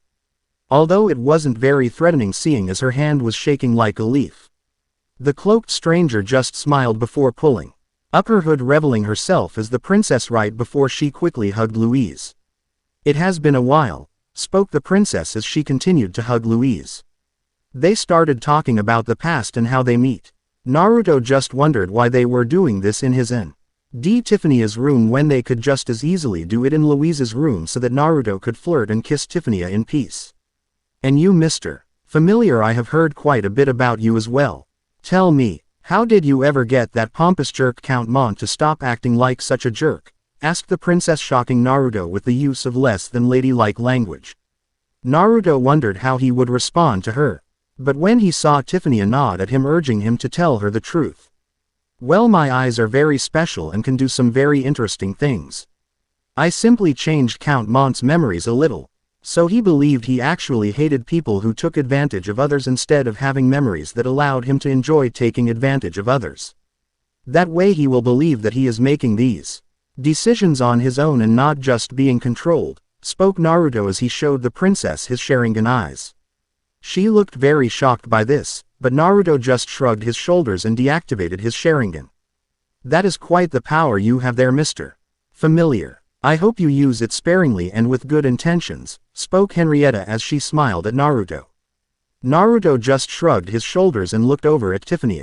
So long as nobody messes with my master, then I will have no need for such power, but the second someone does, the gloves are coming off, spoke Naruto as he walked over to Tiffany and hugged her. Tiffany returned the hug and watched as Saito and Louise made fools of themselves in front of the princess. The next day outside, everyone had gathered around the courtyard. Were the second years lined up to show off what their familiars could do. The fat kid who had bumped into him, which caused him to bump into Siesta, did some magic with his owl familiar, Kirch, and her salamander did some kind of fire-spitting dance-like act. Goosh just posed next to his earth badger familiar while they laid on a lot of roses and made their eyes twinkle, which Naruto and everyone else found odd. Montmorency played the violin while her frog familiar did acrobatic, and Tabitha and her dragon familiar did aerial acrobatics while she rode on its back. All in all, they did a very good job. Next it was Saito and Louise's turn, although Louise looked like she wanted to be anywhere else. Next is Miss Louise and her familiar Saito, shouted Professor Colbert as he pointed towards Louise and Saito. They walked up and stood up on the platform, though they looked very nervous. Naruto, isn't there anything you can do to help them? Asked Tiffany as she saw how miserable her friend looked. She wanted to help, but all she could think about was asking Naruto if he could do anything. I guess I could, but it will cost you one French kiss, spoke Naruto with a grin on his face. Tiffany didn't say anything, but she did nod in agreement as well as turn cherry red. Naruto just smiled and looked over at Saito and made a noise to attract his attention. When Saito heard that weird sound, he looked over at Naruto. But his mind went black the minute he saw those red eyes that were Naruto's activated Sharingan. Now that Naruto had control of him, Naruto began to manipulate Saito's body to do as he wished. This is my familiar Saito, and his talent is She didn't know what to say, but when she felt a hand on her shoulder and looked over and saw Saito, but with the same strange eye as Naruto had, she knew that Naruto had taken control of him. In Saito's voice, Saito said, "My talent is swords play," spoke Saito as he grabbed hold of the rusted sword that Louise had bought for him. And quickly went through a long series of complicated kenjutsu stances that were face effective, and even the stupidest people there could tell that they were the moves of a master. When he was done, the crowd went wild and cheered them even as they left the stage. As Louise walked past Naruto, she whispered, "Thank you," before he and Saito sat down on a bench. Naruto released Saito from his control, but put him to sleep so he didn't ask any questions until later. Alright, next up is Miss Westwood and her familiar Naruto, spoke Professor Colbert as he pointed at Naruto and Tiffany as they walked on stage. My familiar's ability is his ability to grow flowers, spoke Tiffany as she looked over at Naruto with a smile. Naruto had shown her a while back that he could grow plants, although he had shown her that he could grow normal plants, not the giant crazy ones that he and the first Hokage could. Everyone was surprised by this as they figured Naruto would do something with swords as well. Naruto just smiled at Tiffany and pulled a seed out of his pocket and showed it to everyone. He then closed his hands and had a smirk on his face. Suddenly giant roots started to grow out of his hand. And a giant stem blasted out of his hand. It continued to grow until it was as tall as the central building, and then the flower blossomed to reveal a giant sunflower. When the flower opened its sprin, clad pollen on everyone, giving his giant sunflower an awesome look. Well, what do you guys think? Asked Naruto as he grinned down at everyone. Suddenly everyone was applauding and jumping up and down in their seats at how amazing they thought Naruto's ability was. After that, the judges started configuring the scores, and then they handed Mr. Colbert a piece of paper with the results in it. Now it is my pleasure to announce this year's grand prize winner, Tiffania Westwood, for her familiar's amazing botanical abilities, spoke Mr. Colbert as he pointed at Naruto and Tiffania. Tiffania was very happy and ran up on stage and knelt before the princess. Naruto just stood behind her but didn't kneel. He didn't kneel, bow, grovel, or any of that other crap to people who could easily destroy the world, so he wasn't going to do it to some princess, no matter how cute she was, of some tiny nation. Your familiar's abilities were simply amazing. I may just have to call upon you to help fix up the gardens at the royal palace, spoke Henrietta as she placed a small crown on Tiffania's head to symbolize her victory today. Thank you, Your Majesty, spoke Tiffania as she began to mess with the crown on her head. The smile on her face made the effort totally worth it. Even though he hadn't wanted to perform in front of these people like some kind of circus animal, he was still willing to do it just to make Tiffania happy. After they got done with that, a small outside party began, but Naruto sensed that Louise and Saito were in danger, so he quickly grabbed hold of Tiffania's hand and rushed over to their aid. When he got there, he was surprised to see a giant earth golem being controlled by a woman with a hood over her head and green hair just visible. She reminded him of someone he had seen around the school, and that made him suspicious. The woman had already had some kind of purple box by the time he had gotten there, and she quickly used her golem to escape. Naruto and Tiffania rushed to Louise and Saito's side to see if they were okay. Tiffania was glad that they were fine, but Louise was sad that she wasn't able to stop the thief from getting away.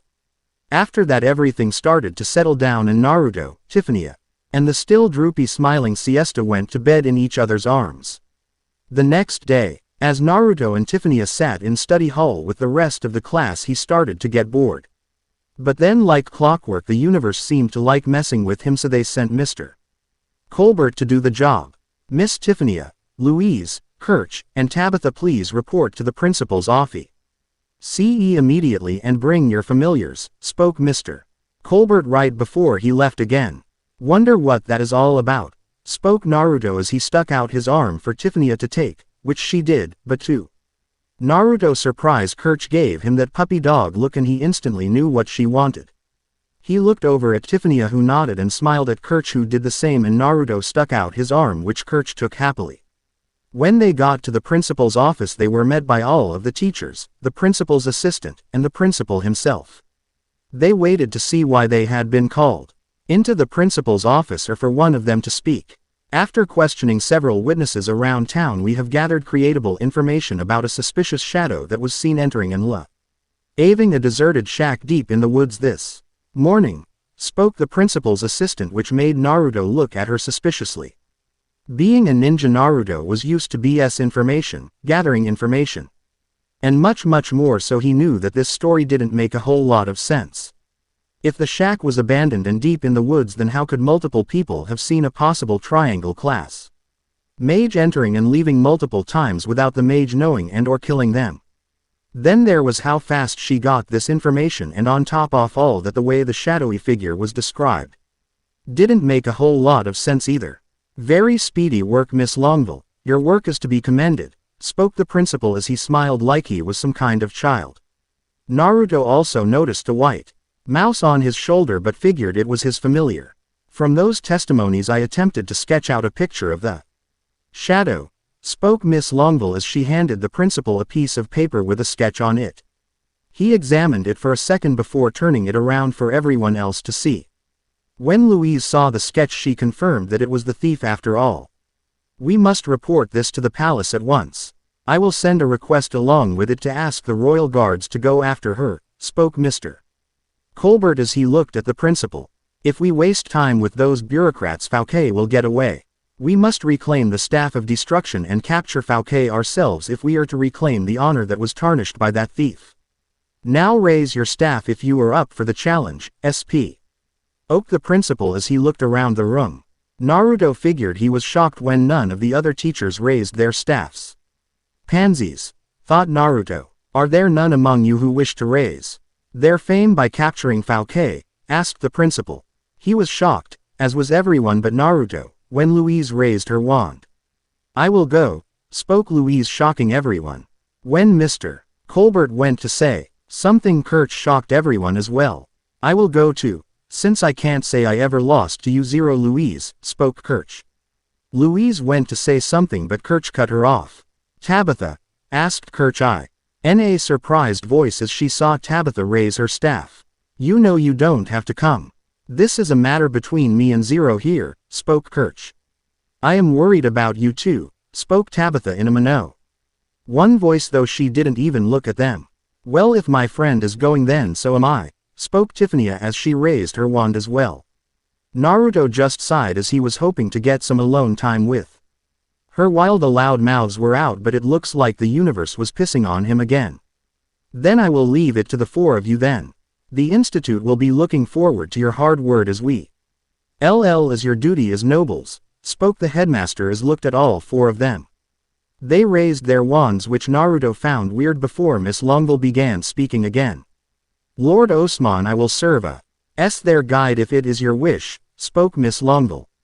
An excellent idea. Are you sure, Miss Longville? Asked the headmaster. I have planned it from the start, spoke Miss Longville as she smiled at them. Naruto just eyed her with his keen eyes but said nothing. A few hours later, Naruto and the rest of the group were riding in an open-top carriage that was being guided by Miss Longville. He knew much but didn't say anything as he had a plan to benefit from this little endeavor personally. Hey, if this Falke can use magic, then doesn't that make her a noble woman? Why is a noble Oman stealing things? Asked Saito as he looked over at Louise. Surprisingly, it was Miss Longville who answered him. Not all mages are nobles. Some have been demoted for various reasons, and among that group many hide as guards, workers. Some turn to mischief and other to crime. Even I am among that group, spoke Miss Longville as she closed her eyes. But how is that possible? You're Lord Osman's personal assistant, spoke Kirch as she looked over at Miss Longville with curiosity on her face. Luckily Lord Osman doesn't care much for such things and has hired me regardless of my status, spoke Miss Longville. So what is the story behind you losing your noble status? Asked Kirch with enthusiasm written all over her face. Kirch, that is invading Miss Longville personal business, and I am sure she doesn't wish to tell you something so personal, spoke Naruto as he looked over at Kirch. She was sitting to his right with Tiffany to his left and Louise, Saito, and Tabitha sitting in front of them. I still need air, spoke Naruto. Soon Louise and Kirch got into a big argument that lasted until they got to their destination. When they got there they quickly examined the building for traps, people, and other things, but they found nothing. When they went in the house they found the staff of destruction easily. As soon as they found the staff, a giant earth golem rapped off to top of the house and attacked them. First Tabitha tried to destroy it with wind magic, then Kirch tried wind, but to Naruto's amazement they didn't try them together to increase their power. Naruto saw Louise start to attack the golem from behind its back, but oddly her magic wasn't near as powerful as when she used it on Saito. Like an idiot she refused to run and Saito had to save her.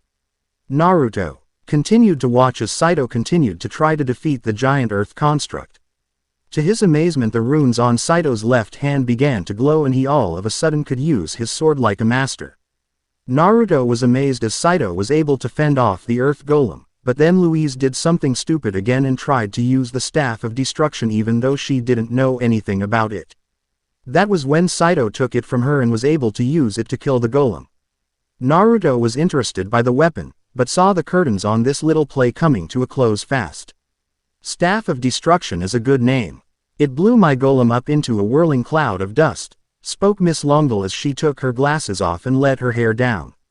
Naruto had to admit she looked hot with her hair down like that. I knew it was you. The speed in which you got the information, its accuracy, everything pointed towards you for knowing things you shouldn't, spoke Naruto as he exited the broken shack with Tiffany standing behind him.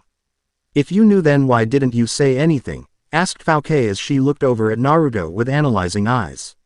She knew he was much more dangerous than the rest and had Been worried he would be able to stop her before she could get the staff, but not that she had it. She was sure she could defeat him. Because it is more fun this way. I was getting bored at the school.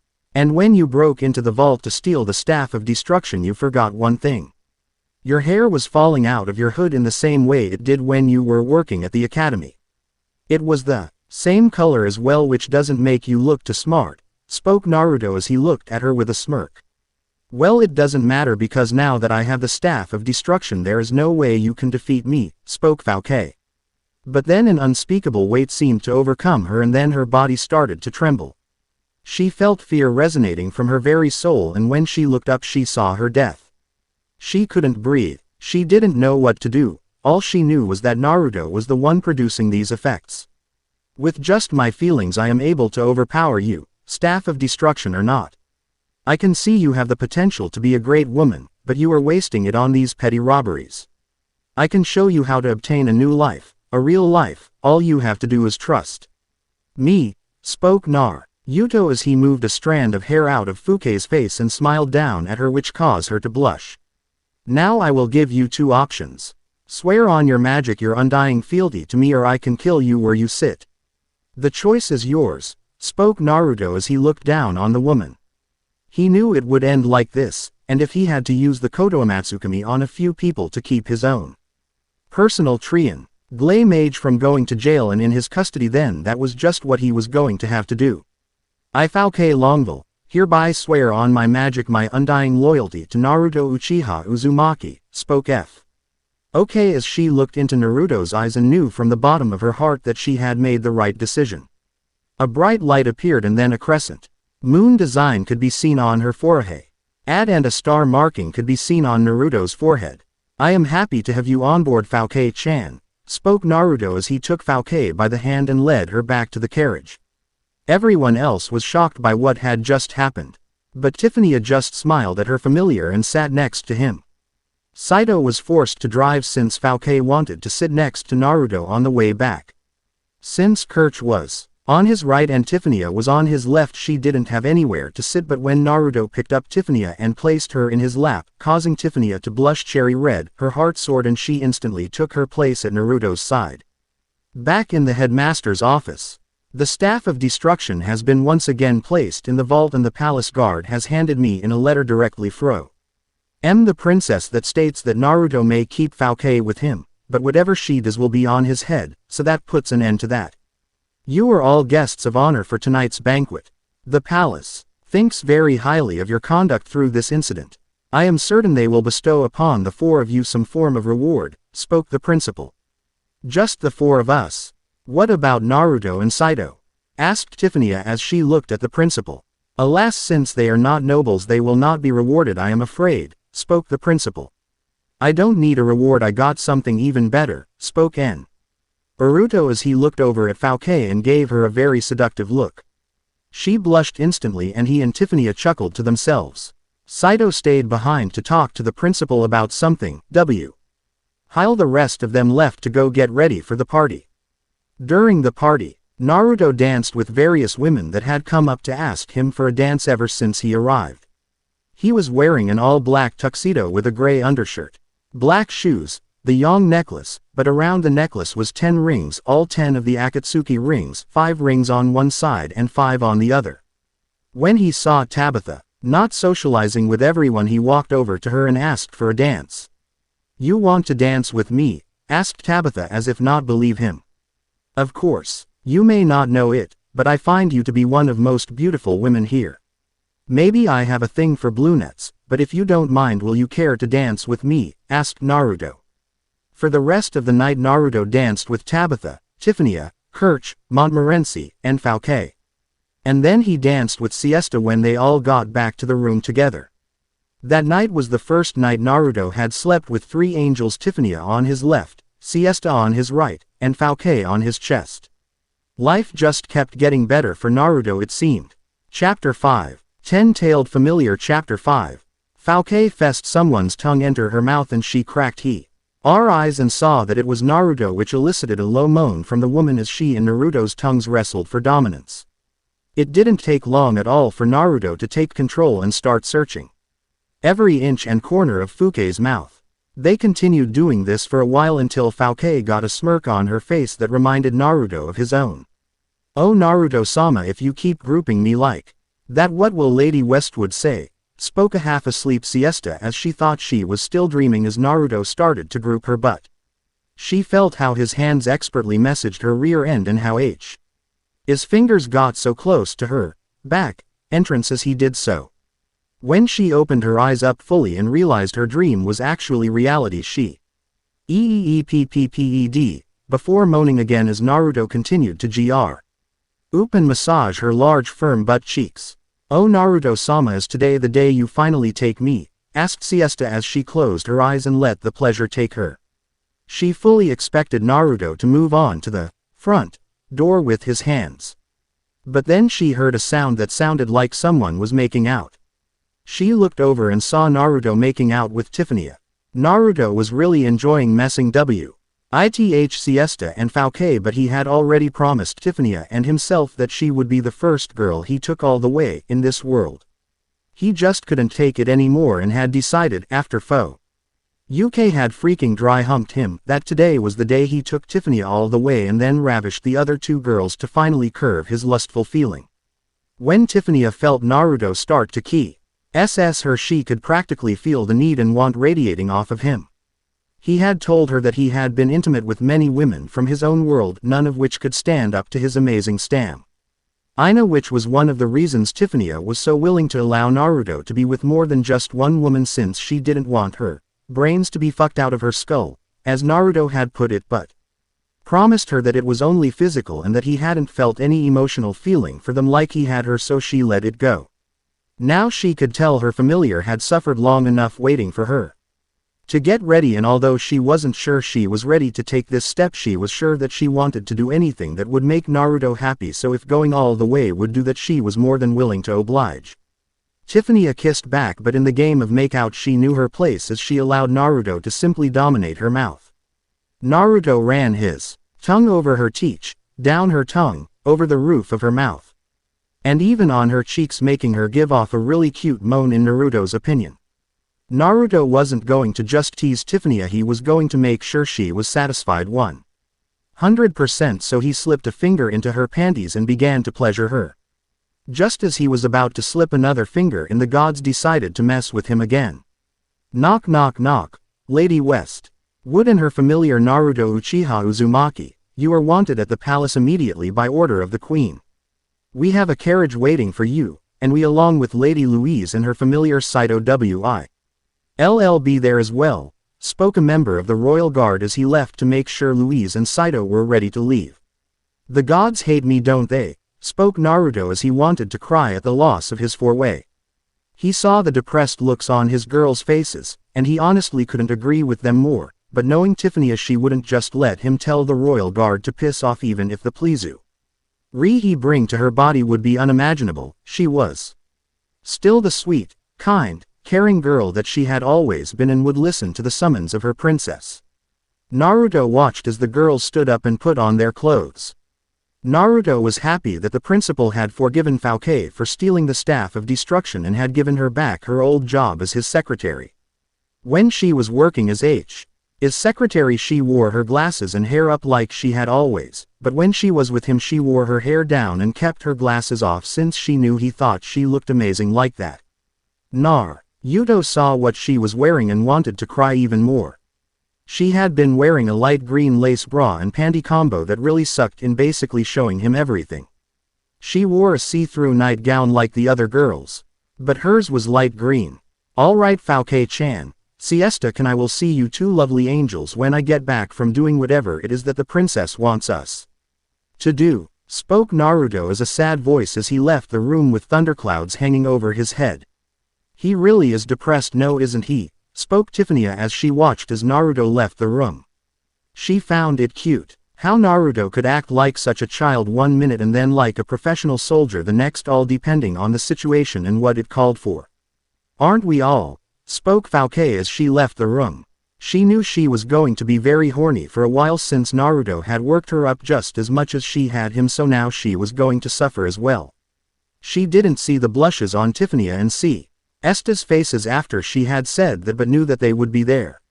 Siesta wished Naruto had been able to take her as she had been having many dirty fantasies about master-servant play for a while.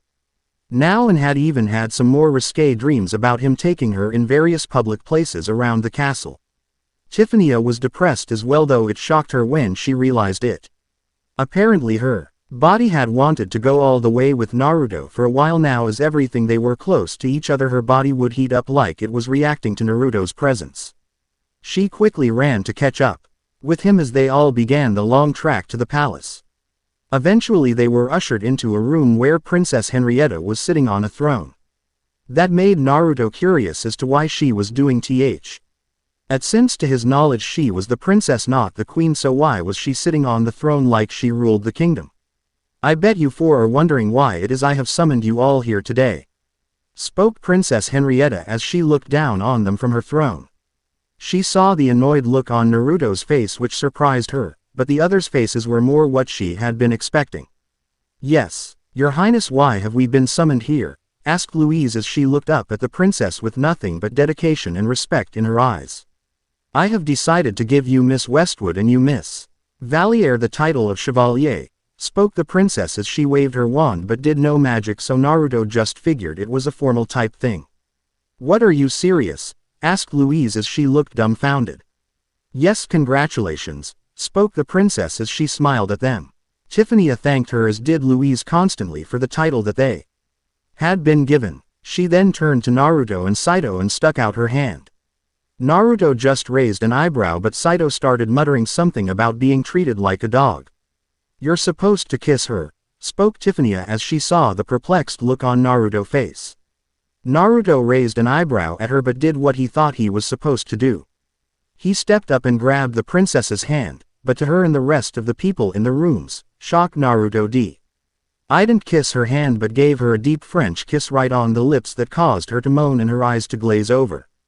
What did you do to the princess? Shouted Louise as she fainted on the spot. Saito looked very shocked as well, but hoped to. Naruto figured he wanted to kiss the beautiful princess's soft lips as well.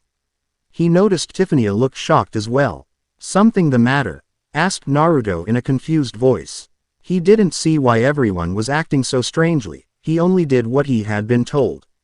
You were supposed to kiss her hand, not her lips, spoke Tiffany, though she sounded lick. She was about to laugh at the strange situation that Naruto had once again gotten himself into. Oh, spoke Naruto as he carried the princess to her room, and Saito did the same for Louise. After they both woke up, though Louise wouldn't shut up about how badly Naruto had messed up, and the princess couldn't even look him in the eyes. Well, it is all right. A reward is necessary for an oath of loyalty, spoke the princess, though her face was hot rod red and she couldn't even look Naruto in the face without remembering what had happened, causing her face to get even redder. When she was to get her blush under control, she decided to move on with the next piece of business that she needed them for. Actually, I was hoping that you could do me a favor, spoke the princess as she looked at Louise and made sure not to look at Naruto. Anything you ask I shall do. If you want me to kill myself, I will just off the balcony and take this idiot with me, spoke Louise as she looked at the beaten up form of Saito. When the princess had woken up, he had tried to reenact what Naruto had done so that he could kiss her as well, though it hadn't worked out for him thanks to Louise. I would the two of you to take some time and live out in the village for a little while. This is a permit sanctioned by the palace, spoke the princess as she gave Louise a rolled up piece of paper. You is to do some spying for you down in the village, asked Louise as she looked at the princess strangely. That perked Naruto's attention immediately. He hadn't done any actual ninja-related stuff since he had been summoned to this world. Besides that little bit of swordplay and the thing he did with the sunflower, so doing this would actually be a lot of fun for him. Lately I have been hearing own rumors about nobles oppressing peasants and treating them without care nor dignity. When I asked those in the area, they all said that such a thing would never happen and that the nobles were good role models for the peasants. However, after seeing the incident between Naruto and Count Mont, I cannot leave these as simple rumors anymore. Therefore I would like you to investigate the goings on around the village while maintaining a cloak of total secrecy. Understand this is going to be a very difficult job, spoke the princess, but without giving either thought or reason to her answer Louise instantly agreed. Naruto wasn't so sure Louise was the best person to send on such a job as this. There was no way she would be able to act as a peasant as her pride and ego were far too big to act humble by people she saw as below herself. She also would not be able to cope with the lifestyle that the commoners were used to because she grew up being waited hand and foot on unlike the commoners who were used to doing things on their own. Basically Louise was the last person he would send on such a mission. He would have relied on someone who he could trust true, but then again he would rely on someone with a background closer to those of the common people like maybe one of her musket brigade as they couldn't use mage and were all commoners at one point. After that Naruto, Saito, Louise, and Tiffany left the palace and went to a local tailor where the girls got new threads. Naruto's clothes were meant for warfare not the dance floor or other noble gatherings so he figured he was alright and Saito's clothes just looked cheap so he was okay as well. Tiffany bought a cute low-cut green dress with now sleeves that showed off ample amounts of her cleavage, dark almost black-green high heels, and a large hat to cover up her ears. Louise bought a mid-cut black dress with black high heels and a small black hat. You two look very beautiful, spoke Naruto as he smiled at them. Tiffany blushed, but Louise gave a smart-ass comment that annoyed him. These are peasant clothes, there is no way they make us look good, huffed Louise as she began to walk away. Alright Tiffany, you look beautiful but Louise looks terrible, spoke Naruto with a grin. When he saw Louise shoot him a dirty look he said, well if you don't look good then you must look bad. I tried to be nice but you just wouldn't let me and it bit you in the ass. You only have yourself to blame, spoke Naruto as he shrugged his shoulders and watched as Louise marched off in anger. Naruto watched as Saito tried to catch up with her, but was chased off by her quickly. Let's go for a walk, just you and I, spoke Naruto as he took Tiffany by the hand. She blushed but nodded her head and they began walking down the St. Reit's hand in hand like they were dating, which they basically were. They spent the whole day together walking hand in hand. They saw various street performers, went fishing, and generally just had a good time in one another's presence. By the end of the day they stopped in the center of town where they saw Saito talking to Louise who looked uber depressed. What's going on here? Asked Naruto as he cut across their conversation. It seems Louise lost all of our money at a casino so now we are broke, spoke Saito as he sighed like he had expected something like this to happen. In all honesty Naruto couldn't blame him since he had figured she would do the same thing. He may be odd, but that doesn't mean he will be a bad guy. Just look at Rock Lee. Even though his teacher was a complete bastard, for what he let me suffer through I didn't take my hate out on him simply because of something his master had done and I still consider him a close friend even though we tried to kill one another during the Fourth Shinobi World War, thought Naruto as she looked at the guy with an analyzing look in his eyes. My name is Scarin and I run a lovely tavern just up the road from here, spoke the man as he moved but his movements were like an over-the-top dance but when he stopped he was inches away from Naruto's face. But Naruto didn't react because he could tell this guy was a good guy even if he was strange, so he knew he wouldn't just try to kiss him like that out of the blue. Tavern, spoke Saito though it was phrased as a question. Yes, a tavern. Would you like me to furnish you 4 with H2 of our delightful rooms? Asked the strange ballerina man. Really? Asked Saito as he started to get excited, though Louise didn't seem to share in his enthusiasm. Saito, shouted Louise as she got in his face. But the man began talking again. Because he had a quirk about his use of words make Naruto think about the 8 Tails Jinchuriki and how happy Naruto was to finally kill that guy. He just wouldn't shut up. But this new guy Naruto could deal with. How he versus I do have one condition you accept, spoke the man as he pointed at Tiffany and Louise. Naruto and Saito raised their eyebrows. But they were not expecting what was about to happen. Inside Scarin's tavern, when they got there they were more than a little surprised at what they saw. Apparently the tavern had a type of where young women like Louise and Tiffany would dress up in cute small dress-like outfits and use them to charm the men that came in to buy drinks to increase the profit they got. Louise and Tiffany gave Scarin a BS story about how they were run always and he bought it. He and Saito were to work in the kitchen while Louise and Tiffany worked outside. "Aw man, she looks really mad," spoke Saito as he watched as Louise introduced herself to the other little fairies, as the man called. "Your sisters are very cute," spoke the woman out of the blue. Naruto just rose an eyebrow but didn't comment. Though Saito did thank her for it. "My name is Jessica. What are your names?" asked Jessica as she continued to wash the dishes, but she shamelessly kept sending Naruto approving looks. "My name is Saito," spoke Saito as he smiled at her, a sentiment that she returned. "And you spoke Jessica in a sultry tone. "Naruto Uchiha Uzumaki, a pleasure to make your acquaintance," spoke Naruto as he gave her a discreet yet sensual wink. He was happy her face started to turn pink slightly but noticed she had more control over her blush than most women Naruto had been around had. "It is a pleasure to meet you, Mr. Uzumaki," asked Jessica with a smile on her face. "The pleasure is all mine," spoke Naruto as he got back to doing the dishes, something that he was still surprised he agreed to do. Damn Tiffany for making him so soft. But damn her for capturing his heart so thoroughly that he demeaned himself in such a way just to please her. "Now girls, now that I have introduced Louise, it is me to announce our long-awaited tip contest," spoke Scarin as he did some kind of weird standing snake thing with his hands to his lips. "What is a tip contest, Mr. Scarin?"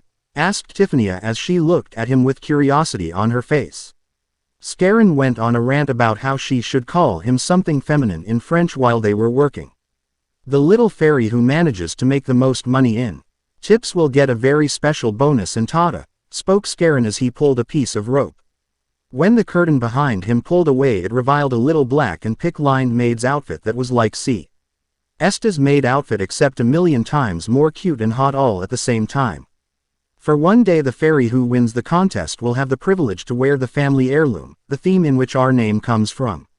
"The enchanted Bauste," spoke Scarin as he explained how the outfit was enchanted with magic that charms the beholder so that the person wearing it could make mountains of cash in one single night. That was something Louise wanted, but all Naruto could think about is how little resistance he would be able to put up if Tiffany put that dress on. He didn't even think he could wait until they got to a room. He might just ravish her wherever they stood, be it public or not. The first night went swimmingly for everyone, except for Louise, but Naruto expected that much. She had way too much pride and nobility to learn when to just put a sock in it and suck it up. I mean, really, Naruto had the power of a god, the Jubi, fueling the most powerful bloodlines in existence, the eternal Mangekyo Sharingan. The wood release that he got from the Jubi because Hashirama's cells were in it, and the Rinnegan which he got from a mixture of the Jubi and himself, plus the Jubi's dojutsu. And he was in the back trying not to burst into the room and kill all of the guys hitting on his woman doing the dishes. After the first day, Tiffany led the pack in tips by a long shot, which made Naruto very happy. "Mr. Uzumaki, may I have a word with you?" asked Mr. Scarin in his happy, trying to be feminine voice. "Sure, Mr. Scarin, how may I help you today?" asked Naruto as he walked into Mr. Karen's office, which was surprisingly normal for a man with such unique tastes. "I have seen the way you have been protecting your sister Tiffany from some of the less than noble men, and I would like to ask you if you would like a slightly different job here at my tavern," asked Mr. Scarin. Naruto noticed the way he flowed the words together to make things sound better and soon realized Mr. Scarin was very clever. "Depends, what is the job?" asked Naruto as he looked at the man with curiosity on his face. Though rare, there have been a few men from time to time who do not take the no-touching rule into consideration, and since I am not much of an intimidating man, I believe that another such as yourself, who is both handsome, which helps the atmosphere, and imposing, which keeps the customer's eye in line, could be a great asset to this tavern and its workers, spoke Mr. Scarin with a smile on his face. "So basically you want me to be a bouncer, right?" asked Naruto as he grinned at Mr. Scarin. Being a bouncer was much better than being the dishwasher, that was for sure, and it helped his pride. "Yes, the pay is much better and I promise it will not be too difficult," spoke Mr. Scarin as he looked at Naruto with pleading eyes. "Sure, sounds easy enough," spoke Naruto as he left Mr. Scarin's office immediately and got to work. He made sure everyone followed the rules. There was one guy, Big Mofo, That didn't want to follow the rules even after Naruto had to correct him, so they went outside. Many expected Naruto to come back beaten and bleeding if that, but when Naruto came back unharmed, and the other man didn't come back at all, they all quickly realized that Naruto wasn't someone to mess with, and they all followed the rules from then on out. In Naruto and Tiffany's room. "You guys are not brother and sister, are you?" asked Jessica out of the blue as Naruto was walking back to his room. Naruto turned around and raised an eyebrow for her to continue. "Louise is obviously a noble. She didn't even know how to carry a tray, and the way she acts just screams nobility. Tiffany really threw me for a loop, but the way you protect her is more of an alpha male protecting his mate fro. Possible rivals, not a brother protecting his sister from sleaze balls," spoke Jessica. Naruto was surprised. It seemed Jessica was very analytical. "Wow, good job," spoke Naruto as he turned around and began walking back to his room so he could give Tiffany an oil massage to relax away the stress from a hard day's work. "That's it. No, don't tell anyone or I will kill you or anything like that," asked Jessica in a surprised voice as she was confused as to why Naruto didn't seem to care that she had figured him out. "And tell who? Who would believe that nobility dressed up as commoners and actually did a hard day's work? You would become the laughing stock of the entire town before the end of the day," spoke Naruto with a grin on his face. Jessica was shocked when he said this because he was absolutely right. Nobody would believe her, and it would discredit the Entre Tavern and probably force them to close. From that day forward, Naruto would make sure all of the customers followed all of the rules while Saito cleaned dishes, tables, mopped, swept and did other things. Louise didn't make any money as her attitude and other shortcoming kept her from being nice to the customers. Tiffany made tons of tips as all of the customers wanted the beautiful elf fairy to be their waitress. Naruto and Jessica became rather close as Naruto was willing to talk to her truthfully and not like her father or the other men that came in here, and it was a welcome relief for her. She honestly could say that she liked Naruto, and she knew she was going to miss him when he left. On the last day a raid, our fat and ugly nobleman with his guards came into the tavern, and Naruto knew right away that they didn't have noble deeds on their minds. He quickly forced the other customers to leave, though he didn't. He actually forced them to go so Naruto couldn't legally do anything about it. "Who is that?" asked Naruto as he sensed Jessica come up from behind him. "That is Shellen, the royal tax collector around here. If we stand up to him, he will just put a huge tax on us, so no one running a business can afford to anger him," spoke Jessica as she looked at the man with disgust. "I see," spoke Naruto as he thought of a way to get rid of him before he tried anything stupid with Naruto's Tiffany. If he tried anything with her, Naruto just knew he would blow his lid and atomize the entire city in his rage. "He fondles you all night long, and then on top of that he doesn't leave you any tip. There isn't a single girl here willing to serve him," spoke Jessica as she leaned into Naruto's side and took a big whiff of his masculine scent. The scent made her knees go weak, but Naruto kept her standing by holding her by the waist. "Looks like there is one girl dumb enough," spoke Naruto as he watched Louise walk up to the fat fuck. Naruto watched as the man tried to grope what little Louise had, and then when they got to fighting, Saito stepped in and tried to stop them, though he didn't have his sword and was quickly blown away. But that created an opening for Naruto to intervene. "Violence is not permitted in any form in the Enchanted Fairy, and since you broke the rules I will have to ask you to leave," spoke Naruto as he stepped in between the man and his men and the rest of the tavern. "Who do you think you're talking to, you little commoner brat?" demanded the man as he stood up and pointed his staff at Naruto. "Even if you are a noble, you are still subjugated to the law, and attacking an unarmed commoner regardless of status is a crime, so I will have to ask you to put down your weapons as I call the palace." "Guards," spoke Naruto as he looked at the runes on his left hand. He had discovered that because both him and Saito were summoned in the same exact place at the same time, that although they didn't have the same masters and were not the familiar of the other's master, they still had the same runes as each other, which meant that both Saito and him had a rune on each hand. Naruto knew that the power of the rune on his left hand gave him the ability to use any weapon to masterful levels, but the rune on his right hand gave him the power to amplify or negate magic, which is what Naruto did when the fat fuck tried to attack him. "I tried to warn you, but you didn't listen."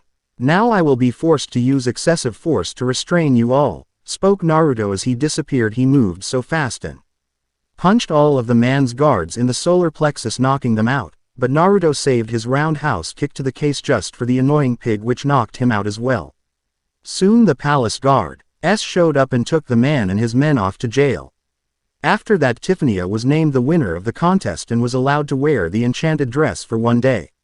That night in Naruto and Tiffany's bedroom, Naruto was lying on his bed thinking about all the money he had taken off of those nobles before they got arrested and how much money Tiffany would undoubtedly make tonight working downstairs. Naruto had asked Scarin for the night off and explained that he didn't believe he would be able to contain himself, as just the thought of seeing Tiffany in that dress nearly sent him overboard. He was surprised when a knock came from his door and then an angel in black walked in. It was Tiffany wearing the enchanted dress, and Naruto's resolve was crumbling by the second. The only reason I wanted to win and wear this dress was so you could see me in it, Naruto-kun. I know that there will be other women in your life, but promise me I will always be your #1 woman, spoke Tiffany as she blushed supernova red. Naruto just smiled and nodded his head before he began to kiss Tiffany. They kissed for what felt like an eternity, but neither of them cared, as they were in heaven so long as they were in each other's arms. When they finally broke apart as to catch their breaths, they stared into each other's eyes and only saw unbelievable love, tainted by a lot of lust. Are you you're ready for the real thing? Asked Naruto as he looked deeply into Tiffany's eyes. Positive, spoke Tiffany as she lay on her back. The end. I hope you enjoyed this episode. Remember to subscribe and like this video. See you in the next video.